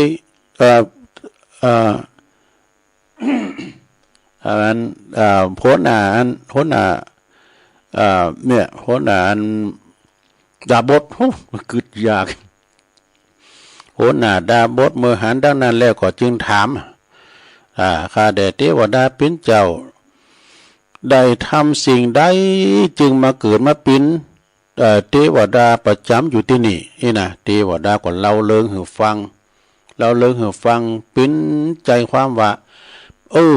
ข้าอันท่านทั้งหลายดาบททั้งหลายข้าพเจ้านี่มาสถิตสิงอยู่ที่ต้นไม้ไทรนี่ได้มาเสวยเอาอันเก่าไม้ไทรเนี่ยมาเป็นวิมานเนอะเพราะว่าเมื่อจัดก่อนจัดแล้วปังหลังข้าพเจ้าได้ไปเกิดเป็นลูกจังนี่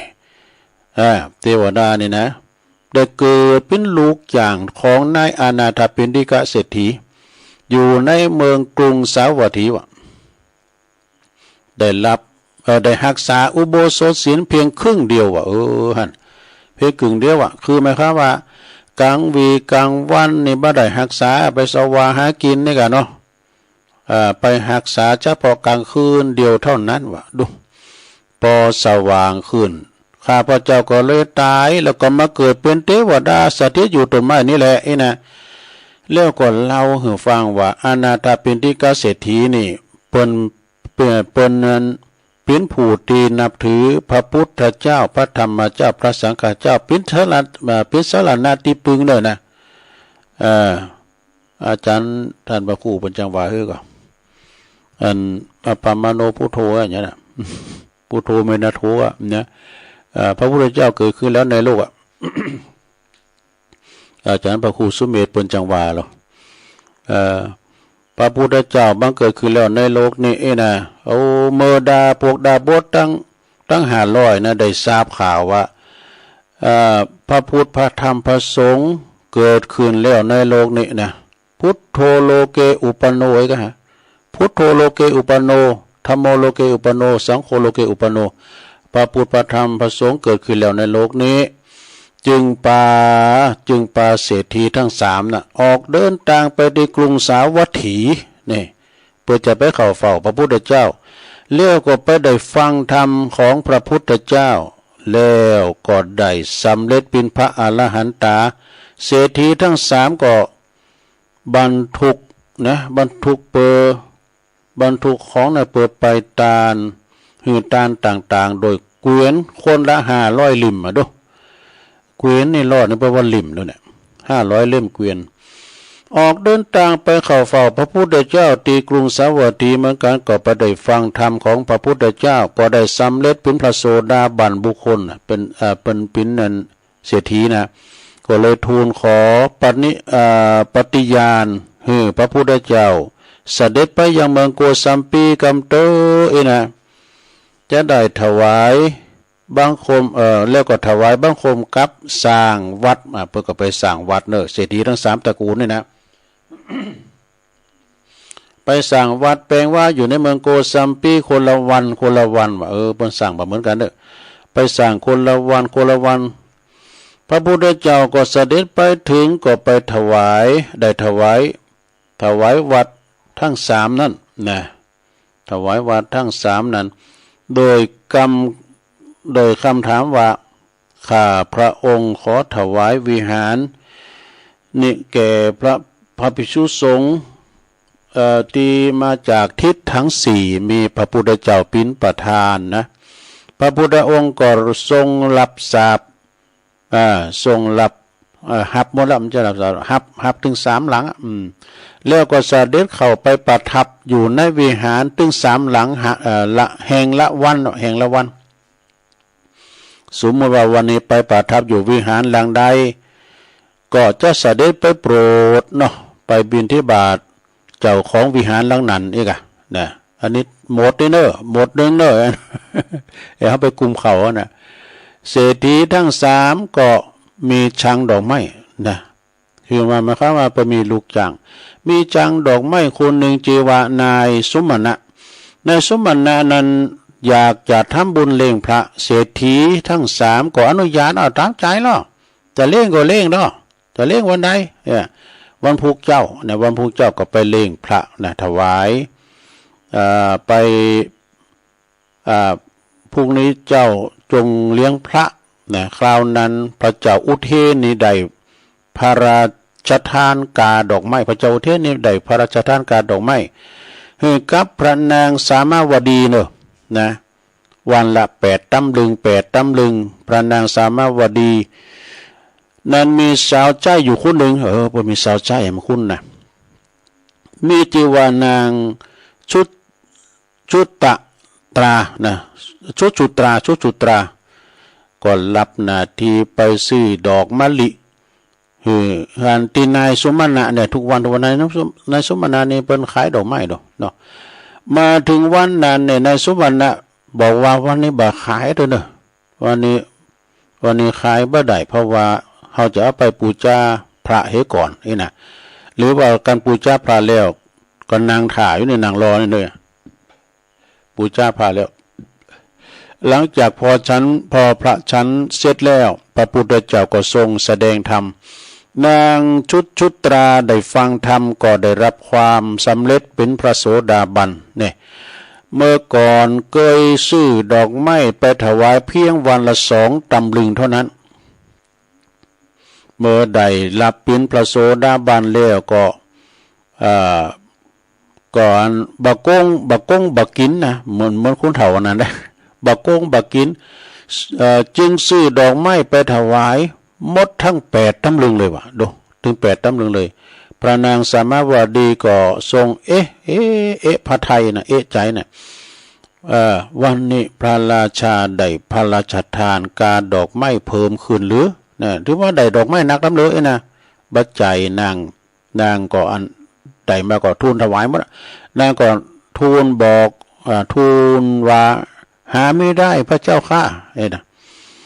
แล้วก็ทูลเราเลืองหือฟังกับแสดงหือฟังเราเลืองหือฟังกับแสดงธรรมหือฟังใช่ปะนางสามาวดีกับบริวาร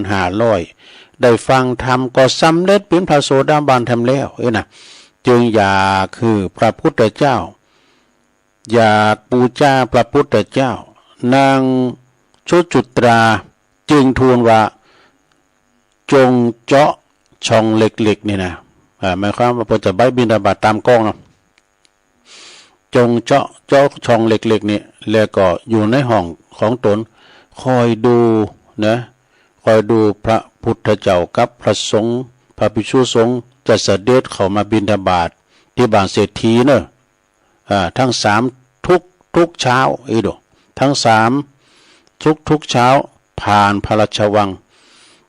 ไปเสร็จแล้วก็กราบไหว้ปูจาจบซะนะ มันจบงามนะได้นิทานเรื่องนี้แสดงให้เห็นว่าเนี่ยมันมีอันนั้นจบก็คือจบอ่ะนะเอาจบก็ย่างอันนี้เอาศรัทธาญาติโยมทั้งหลายกดเราสู่จู้กันฟังนะนิทานธรรมของมีจำจัดหลายเรื่องตัวลุงติ๊กไว้แต่ว่ากันไว้เนาะเวลาว่าตัวลุงเราเสียงหรือกรรมมันตึกตัวลุงของเราต่อเรื่องของพระครูสุเมธหนังสือทิศทั้งหลายนี่ก็ย้ำได้ว่าจะการในเล็บไว้จะเดียวแต่ก่อนพี่ยังเนาะไว้เตือนหน้าตอนนี้ไปตัวลุงก็เอาเราอันนี้ก่อนเนาะแต่ว่านี่ศรัทธาญาติโยมทั้งหลายเขาก็ไปกินไปทานหม้ออีล้อหมุนแล้วก็4 โมงปลายแล้วนะแต่ว่านี่เอาไปช่วยผู้ประสบภัยน้ำท่วมนะตีหลายจุดมี3 จุดด้วยกันนะตีเขาไปกันจุดที่ 1ก็อบต.ตับเต่าอบต.ตับเต่านี่เขาไปตีอันศาลาหลวงบนแหละไปชั้นเพลก็ขนาดเด้อโอ้ท่านนายกก็มาต้อนรับมาถวายการต้อนรับคณะครูบาอาจารย์แล้วก็เจ้าหน้าที่อบต.แถมนะเขาก็เอาโคลุงก็หันกึ่งหนึ่งแล้วเอาไปตั้งหน้าแถมไม่กันเนาะโอ้งานนี้ก็ขอบคุณทางเมตตาธรรมอาจารย์พระครูสังวรด้วยเด้อหรือว่าท่านพระอาจารย์ประหลัดบดินทร์ศิลสังวโรอาจารย์เบิ่มเปิ้นเอาน้ำแก้วนะฟักทองฟักแก้วเคยสุ่มด้านลำรถน่ะหลายตันน่ะลงเด้อเปิ้นก็เอาไปลุงให้หมดแล้วแต่นะเอาไปลุงให้น้ำแก้วโอ้พวกอ่านเฮาปีมาสักแก่นนึงดีเอามาแกงใส่แคบมันลำนะแล้วก็ได้สันเพียนกันหันแล้วก็มอบของมอบสังฆทานนะซึ่งงานนี้ก็มีเมตตาบารมีธรรมหลวงพ่อพระครูนิวิศิลสังวรเจ้าคณะอำเภอเวียงป่าเป่าตุลุงดอยท่านพระครูปฏิภาณธรรมทินเนาะอันนี้สายตั้งอำเภอเวียงป่าเป้าสายตั้งดอยสะเกษก็เมตตาบารมีธรรมอาจารย์พระครูชลทานพิทักษ์ตุลุงแดงเขานี่โธ่ขับเขินอย่างดีเนอะนี่นะเป็นผู้นำบุญตังอำเภอดอยสะเก็ดนะแล้วก็เมตตาธรรมอาจารย์พระครูอภิวัฒนวิกรมนี่ก็เปิ้นปิ้นผู้อำนวยการนำปาครูบาอาจารย์ไปโอ้หลงหลายเนอะศรัทธาเนอะไปกันหลายจุดที่ 1ก็ไปสันเพนกันที่หันอบต.สันตับเต่าอันจะสันตับเต่านะสันตับเต่านี่อยู่บ้านหงนี่อันนี้เปิ้นตับเต่าบ่ได้เนี่ยท่านนายกเปิ้นก็บอกกันก่อนรู้ถ้าอย่างนั้นจะเตรียมสำรับกับข้าวถวายเพลเนี่ยก่อนพี่ยังอันนี้เปิ้นไปจู่โจมหรอเปิ้นเรียกว่าไปตานตอด เอาโคลุงก็หานะแล้วจากหันไปจุดที่2นั่นหลังจากสันเพลกันแล้วไปจุดที่2ไปที่ไหนไปปุ่นไปตีเทศบาลหงายเหงาเนาะสมาเด้อเทศบาลเหงานี่เป็นก็ท่านรองนายกท่านปละท่านปลัดเปิ้นต้อนรับเนาะท่านนายกเปิ้นติดงานก็โอ้หันก็เปิ้นต้อนรับกันที่สถานที่ก็กว้างขวางไปมอบของกันที่หันแถมเอาลุงก็แถมโอ้คุณก็หลงก่อนหลายหลังจากที่หันแล้วก็มาจุดที่3จุดที่3ก็ที่วัดป่าขาจุดนี่หันเด้อซะท่าพอวันอย่างน้ำท่วมยำแห้งแต่น้ำไหลละโอ้ยเสียดายเก่าจะไข่เก่าหัวขาเนี่ยมันเลิกมาแล้วน้ำเจาะหัวขาจะไข่เก่าไม่เก่าตอกนะมันน้ำเจาะนะจะเด็ดเจาะ กันยำแรกนี่เด็ดเจาะเนาะอันนี้นี่ตายกันบ่น่ะทองอุไรวันก็ไม่ดอกที่มันเหลืองๆนั่นก็ตายโอ้พี่ดีเสียดายน้ำในไหลออกตัวหัวมาน่ะแม่น่ะตกจำให้ด้วย ตกจำให้ขึ้นได้อันนี้ฟ้ามันเลยมีอยู่เนาะโอ้น้ำเรือมาเลยลงเลยโอ้ได้บรรยากาศที่มันขายดีนะอินดูเปิ้นแล้วก็พออันเฮาไปอยู่ที่หันนะมิ้นผ่ามิ้นนั่นพักหญ้าเน่าเลยใช่ไหมโอ้มาเกิดย้อนอยู่สมัยเมื่อก่อนเนี่ยเลี้ยงควายก็อย่างอี้เนอะ ก็นำรถไม้เนี่ยมันนึงโทวัดป่าคาตำบลป่าตานอำเภอขุนตาลเนอะที่เฮาไปนี่ก็อำเภอขุนตาลนะแล้วก็อำเภอเทิงนะ3 จุดด้วยกันนี่ศรัทธาญาติโยมทั้งหลายไปแต่ละตีก็เอาไปมอบของเอาไปพอที่ห้อยน้ำทุนะหลวงน้ำมันก็จะแห้งนะแกขนาดเก้าเป้ายังกูดดูหลู่วะแหละเข้าไปว่าแล้วก็ห่างแล้วก็ที่เป็นใครคู่กันน่ะแล้วก็ไผที่มีคู่กล้ามยังกล้าเป็นก่อบอกก่อนเนี่ยดิอันกุนเลยรู้ป่ะปิ้นนั่นโถยนะกุนเลยมันน้ำมันอะไรแห้งนะแกแล้วก็ไปเตียน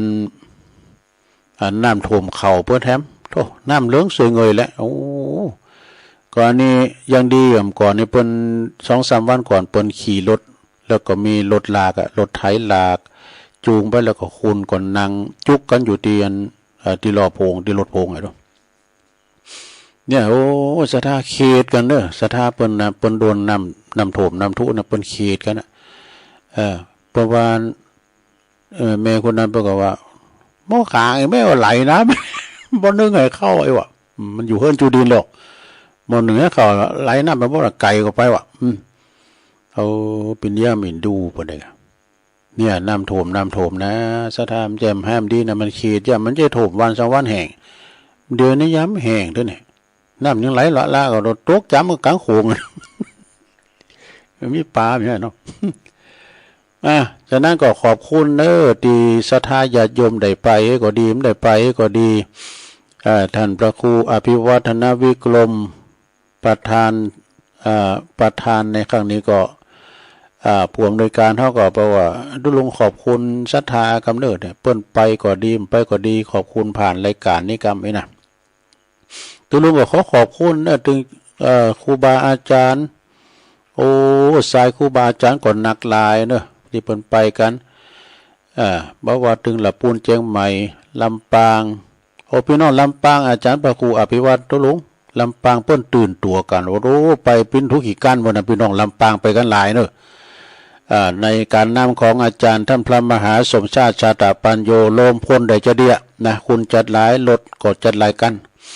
เนี่ยเฮาก็ต่างไปเอวพอเปิ้นเนาะเปิดหูเปิดตานะเลย ให้เปิดหูเปิดตา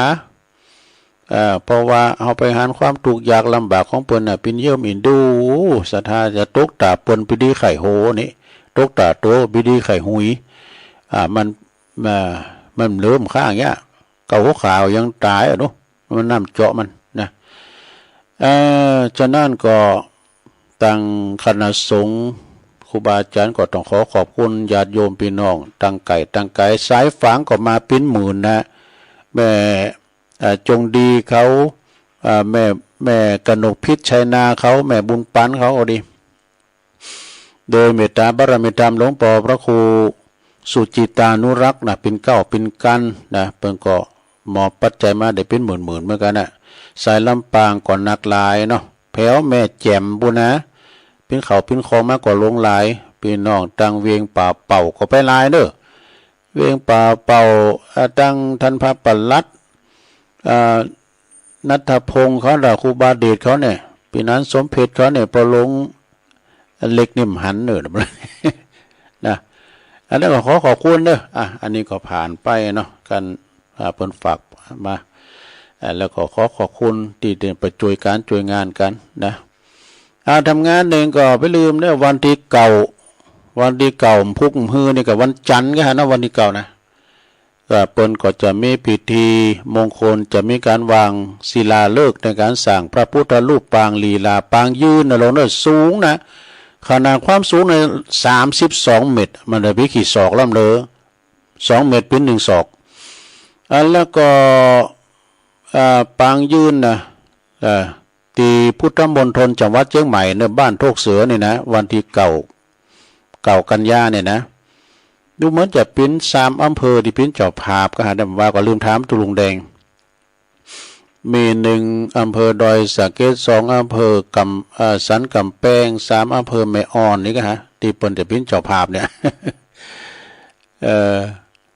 ก็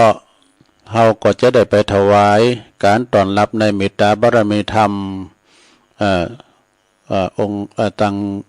สมเด็จพระมหาธีราจารย์เนาะเจ้าคณะใหญ่โหนเหนือวัดเชตุพนวิมลมังคลารามกรุงเทพปุณณะเพื่อจะได้โปรดเมตตามาเป็นประธานเพื่อจะมาจำวัดนี่ด้วยนะวันที่8นี่วันที่8เพื่อจะมานอนที่พุทธมณฑลด้วยนะอันนี้ก็ขอเมตตาครูบาอาจารย์ในอำเภอโดยหล่อห้อนเอาไปถวายการต้อนรับเฮาเป็นเจ้าภาพนี่เนาะโดยเมตตาบารมีธรรมหลวงพ่อพระครูสาธุกิจจานันท์เจ้าคณะอำเภอดอยหล่อพระครูอภิวัฒนวิกรมรองเจ้าคณะอำเภอดอยหล่อตลอดถึงเจ้าคณะตำบลทุกตำบลเจ้าอาวาสนะไปถวายการต้อนรับในเมตตาบารมีธรรมสมเด็จพระมหาธีราจารย์เจ้าคณะใหญ่โหนเหนือในครั้งนี้โดยพร้อมเพรียงกันเอาแล้วงานต่อไปศรัทธาญาติโยมทั้งหลายขอเชิญโลมทำบุญ12 กันยาในประจัดตานสังฆทานที่วัดหนองผาขาวเวลา 13.30 น.เป็นต้นไปเนในเมตตาธรรมอาจารย์พระครูสัทธิสารคุณที่ปรึกษาเจ้าคณะตำบลน้ำดิบเจ้าวัดหนองผาขาว12 กันยาตานสังที่วัดหนองผาขาว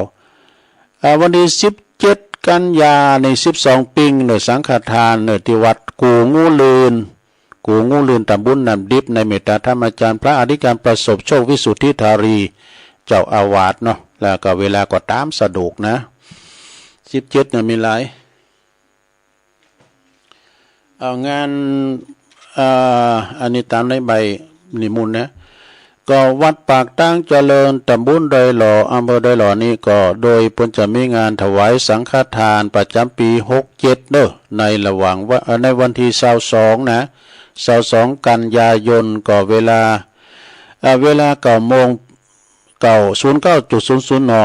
นะวันที่22ที่วัดปากตั้งเจริญพระครูอภิวัฒนวิกรมเจ้าวาดแล้วก็วัดทุ่งท้อเนี่ยวัดทุ่งท้อนี่ก็วัดหลวงนานเขานะก็จะมีการต้านข่าวรุ่นบาทประจำปี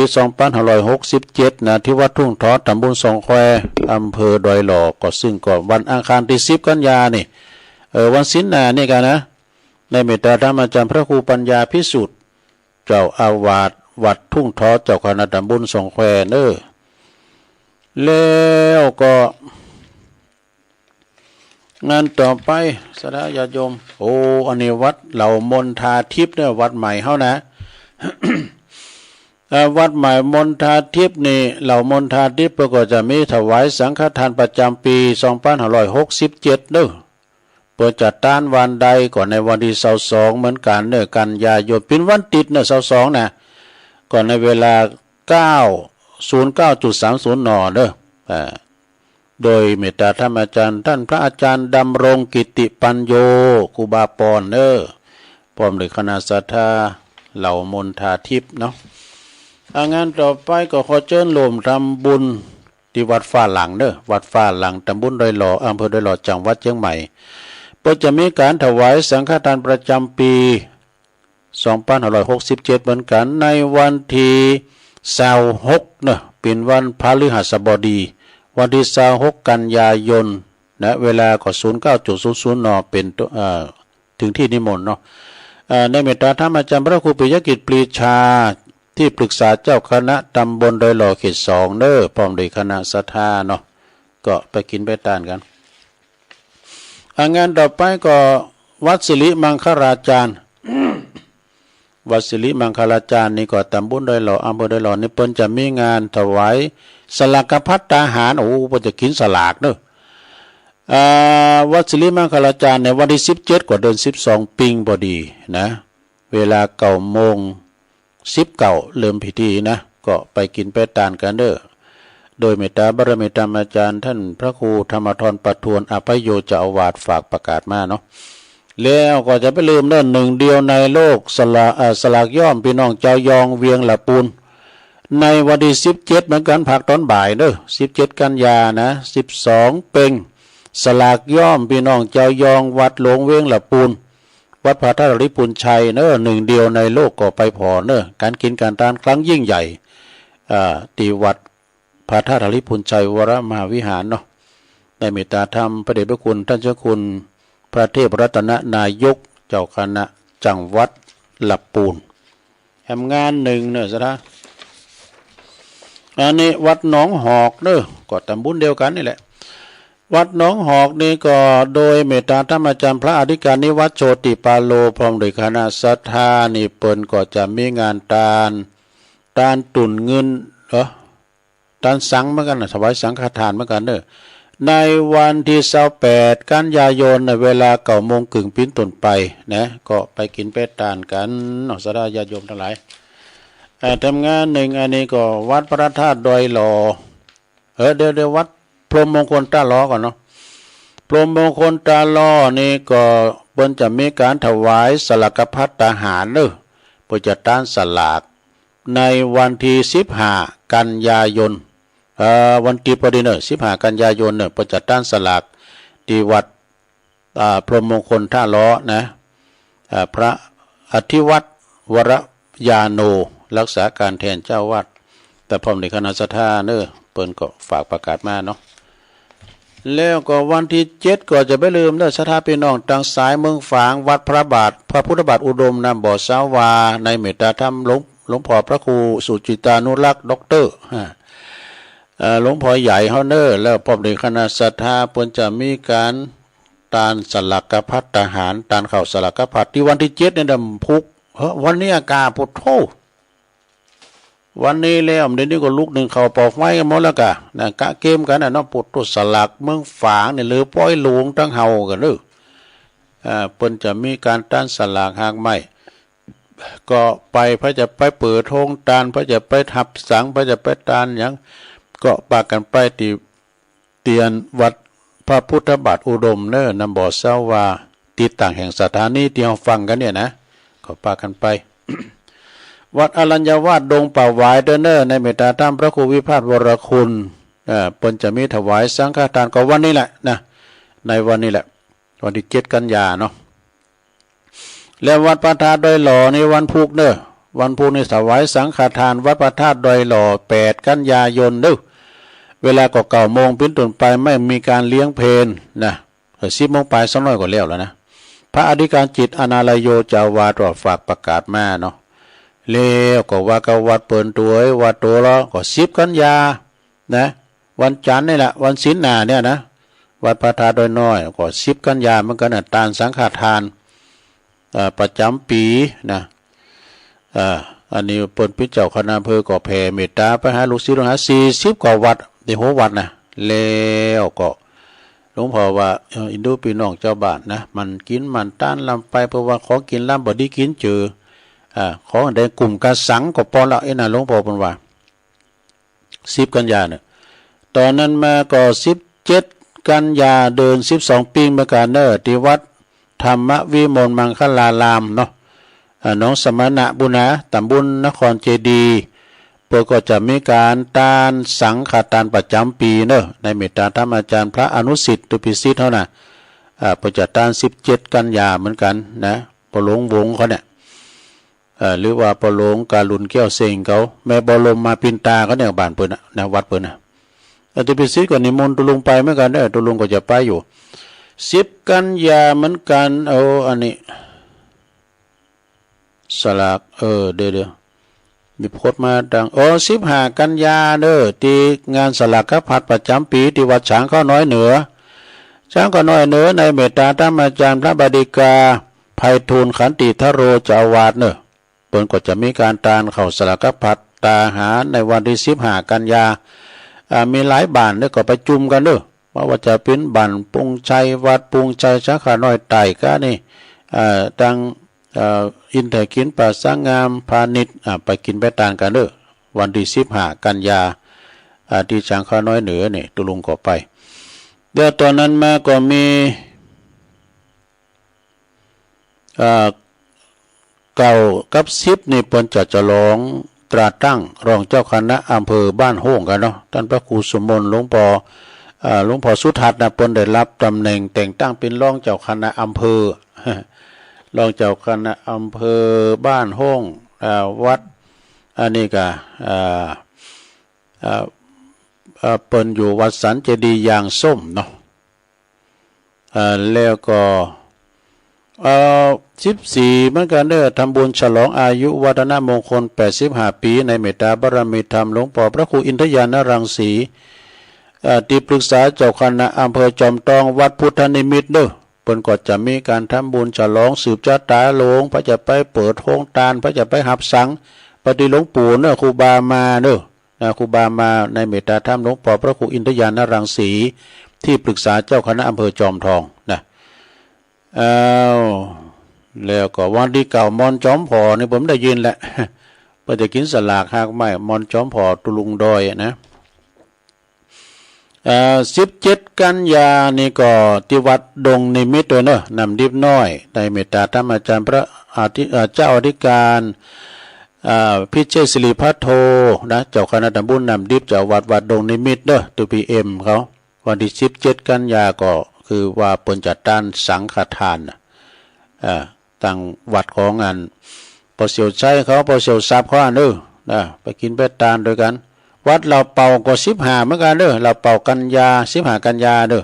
วัดเราเป้าถวายสังฆทานเวลา9 โมงครึ่งในเมตตาธรรมอาจารย์พระครูปลัดสุรศรียานาสยโยนะจบแล้วน้องศรัทธาญาติโยมโอ้ใจเวลาเหมือนกันเด้อผิดพลาดประกันได้สุมาอาภัยเด้อได้ประกาศไว้แล้วเนาะเขาจริงมันก็มีกูวัดอันนี้ตามที่ใบสั่งเอาใจละใบนิมนต์กันใบนิมนต์เดี๋ยวได้ตักตังลายกันนะดูตุลุงกันลังเปิดมือถือเนี่ยขอความเข่าไว้ดูข้อความเข่าเดียวกันเนอตักตังลายมาจากนั้นศรัทธาญาติโยมทั้งหลายวันนี้เป็นวันเสาร์จบตุลุงก็ฟังอาจารย์มหานิคมเนอธรรมจากวัดจันทร์ปูนกัลยาณิวัฒนาเนาะตักตังลายก็แม่ซีดาเด้อแม่ซีดาคนงามจากปูนเวงป่าเป่าเปิดก็เอาน้ำชากาแฟไปตานด้วยแต่ว่านี่นะชมรมสกาย62ด้วยแล้วก็ไม่หลงสายฝนจันกุลนะพี่น้องไหลปิ้งน้องผาขาวเด้อก็ตักมาทั้งหลายนวลนิจาวชาติโดยนโยมแล้วก็วรดรจากโดยน้อยพัฒนาน้องหานสันสายฟังอยู่เนอนะชัดเจนดีไฟเห็นยายไข่แก้วบันเซงตำบลบันแปนเนอฟังอยู่เนอเปิดดังตัวปีตอมด้วย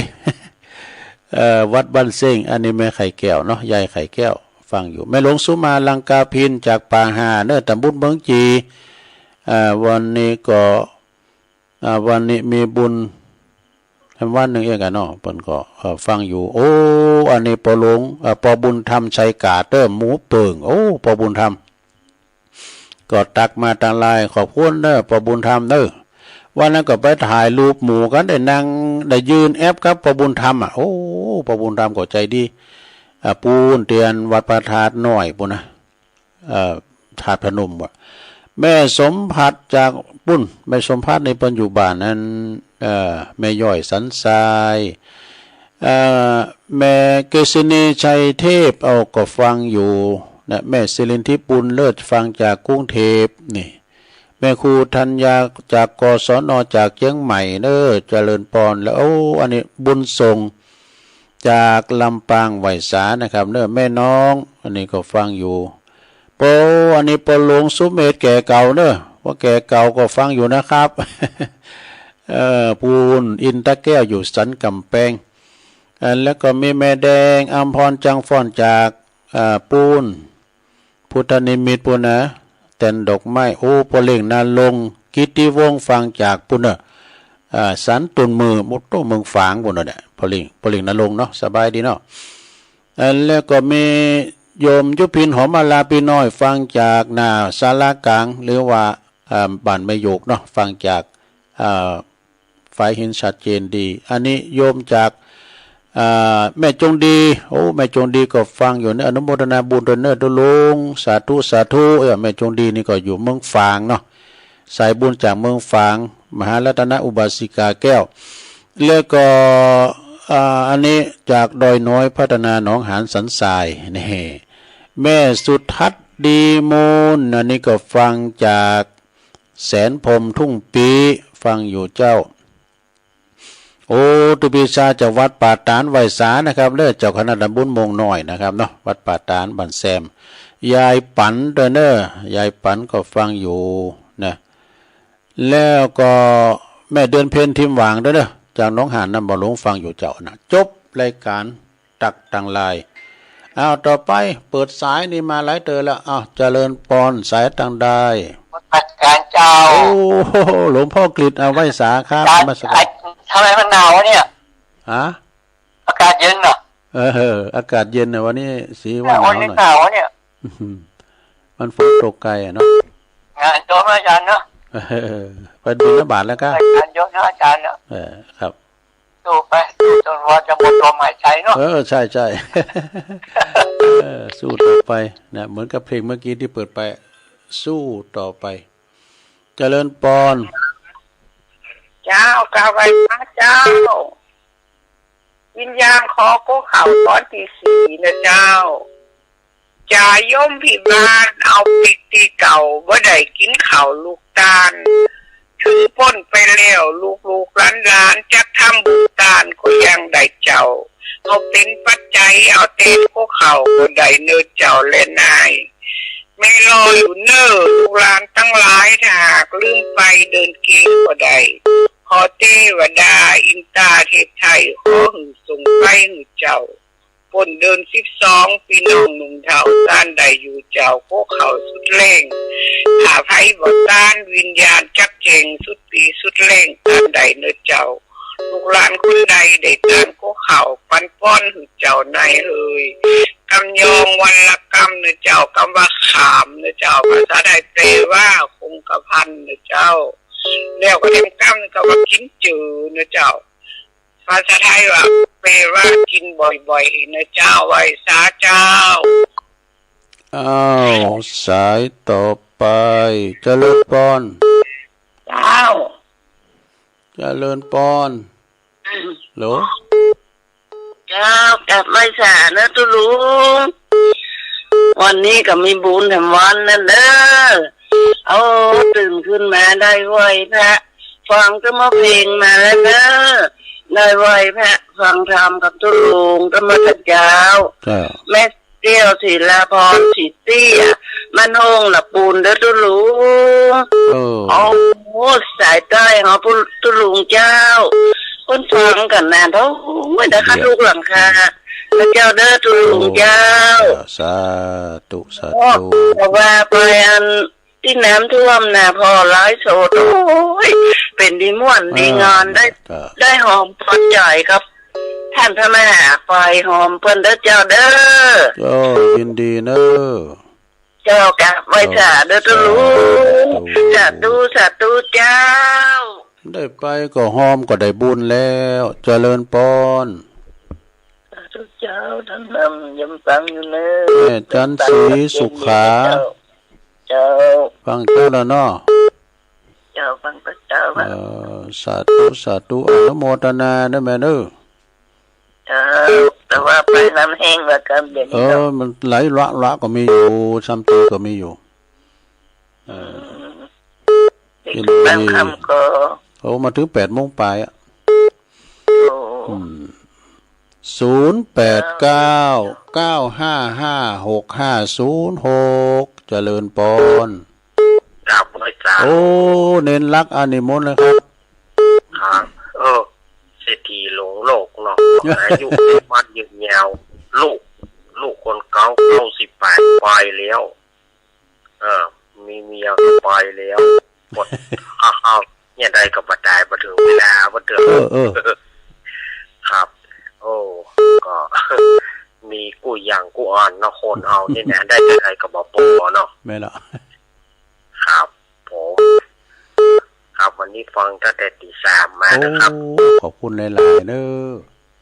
ครับผมวันนี้ถ้าหลวงลุงจะเดินทางไปไหนก็สวัสดิภาพปลอดภัยนะครับครับขอบคุณเลยเนี่ยเด้อครับผมกลับไว้สากครับเนี่ยตุลุงว่าทำมามีไปชมสักคนมีกับอาจารย์เน้นหลักเนี่ยได้กำลังใจแม่เพนาวาไปเลยไม่อยากจะตุลุงว่าไปเลยว่าใส่เจ้าตุลุงไม่พิมพ์อย่าแม่พิมพ์กะ อ๋อแม่พิมพ์ฟังอยู่เนาะเจ้าฟังอยู่ฟังต้องเพลงเจ้าโอ้สมัยสวรีกาพันธ์ละจ้าชัดเจนเลยเนาะเจ้าชัดเจนดีปัดเดดตอนชายยินดีแม่เด้อเจ้าไว้แต่เจ้าตู0899555656เจริญปอนไว้แต่ครับอ๋ออันนี้ปถนัดเนาะครับผมโอ้มาแล้วปถนัดบ่สุกดีแต่นะครับเป็นกำลังใจให้ลุงนะครับขอบคุณหลายๆได้บ่เด้อครับผมไว้แต่ครับปถนัดนี่เพิ่นอยู่นี่คงเป้าหมู่4เจริญปอนสาเจ้าตุลุงนามไปวัดแม่อุ้ยฟังอยู่นะเจ้าเสมอเนาะเจ้าเจนดีเนาะเจนผิดตั้งนานแล้วมันค่อยชัดเจนเจ้ายินดีหลายๆเนอะเจ้าสาธุเอาอันนี้จังใดเจริญปอนครับไม่สาธุพ่อบุญตัน60ผู้ใหญ่มาแล้วฟังให้ตุลุงนี่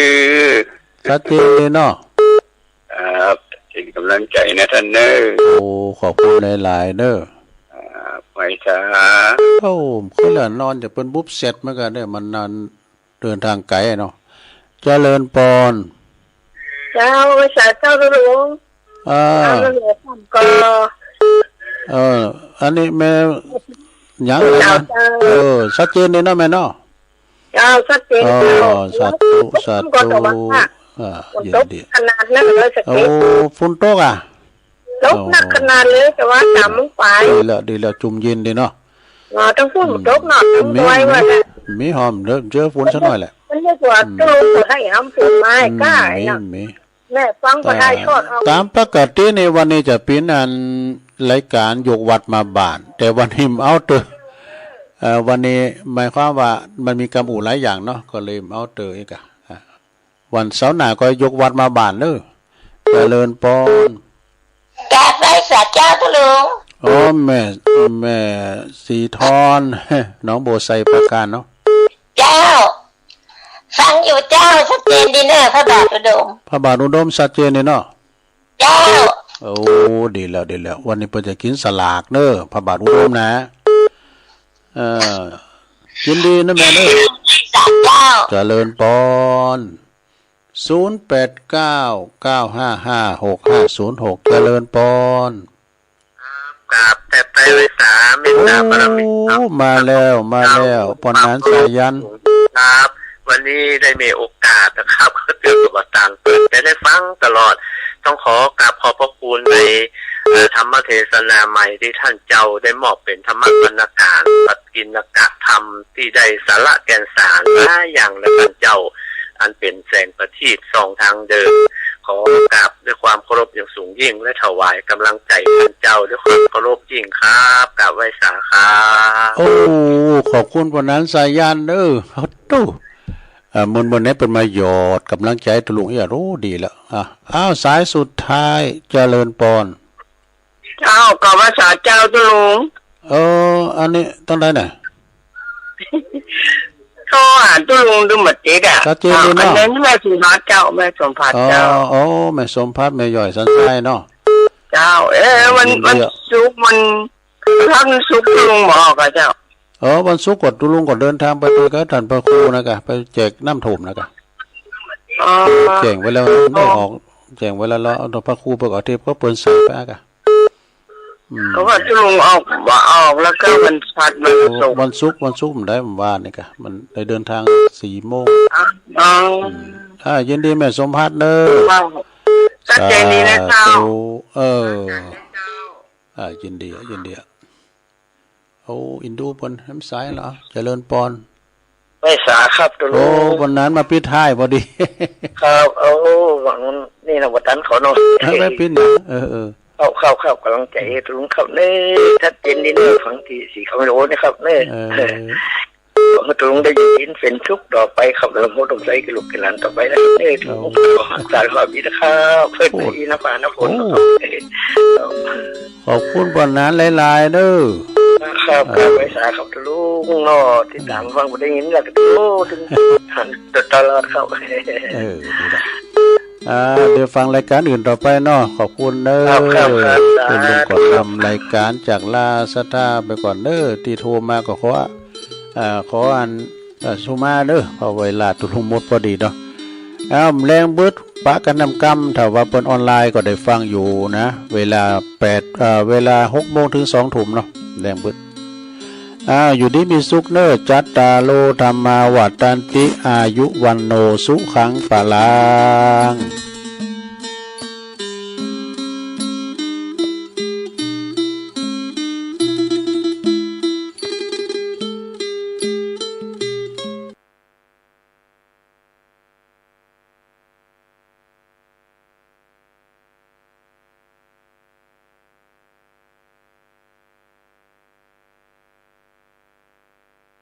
ธรรมาวัฏตันติอายุวันโนสุขังปะลัง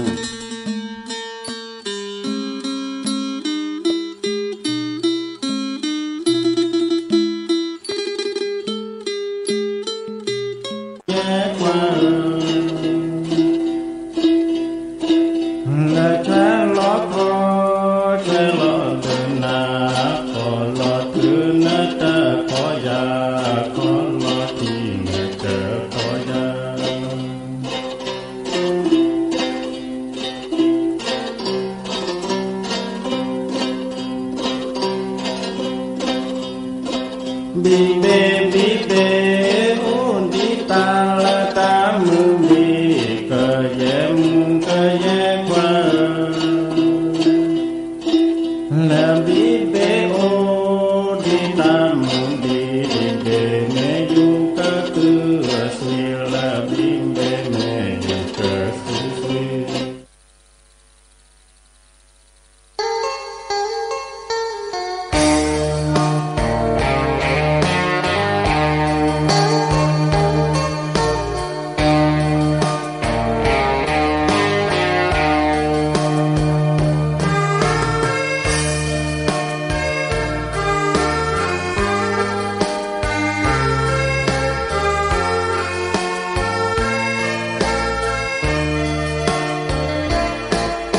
แดนสนงามแห่เมืองสยามเป็นที่ขึ้นชื่อลือนามสนงัดจานบ้านใคร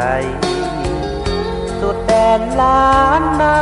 ศึกษาป่าดงมากมายรักษาไว้ป่าสนหินน้อยลำคามีพระธาตุผู้บ้านวัดจันทร์เป็นที่กราบไหว้บูชาของชาวปากากยอสืบทอดกันนานมาเป็นเพื่อเขาเหล่ากองปู่ย่าแม่พ่อ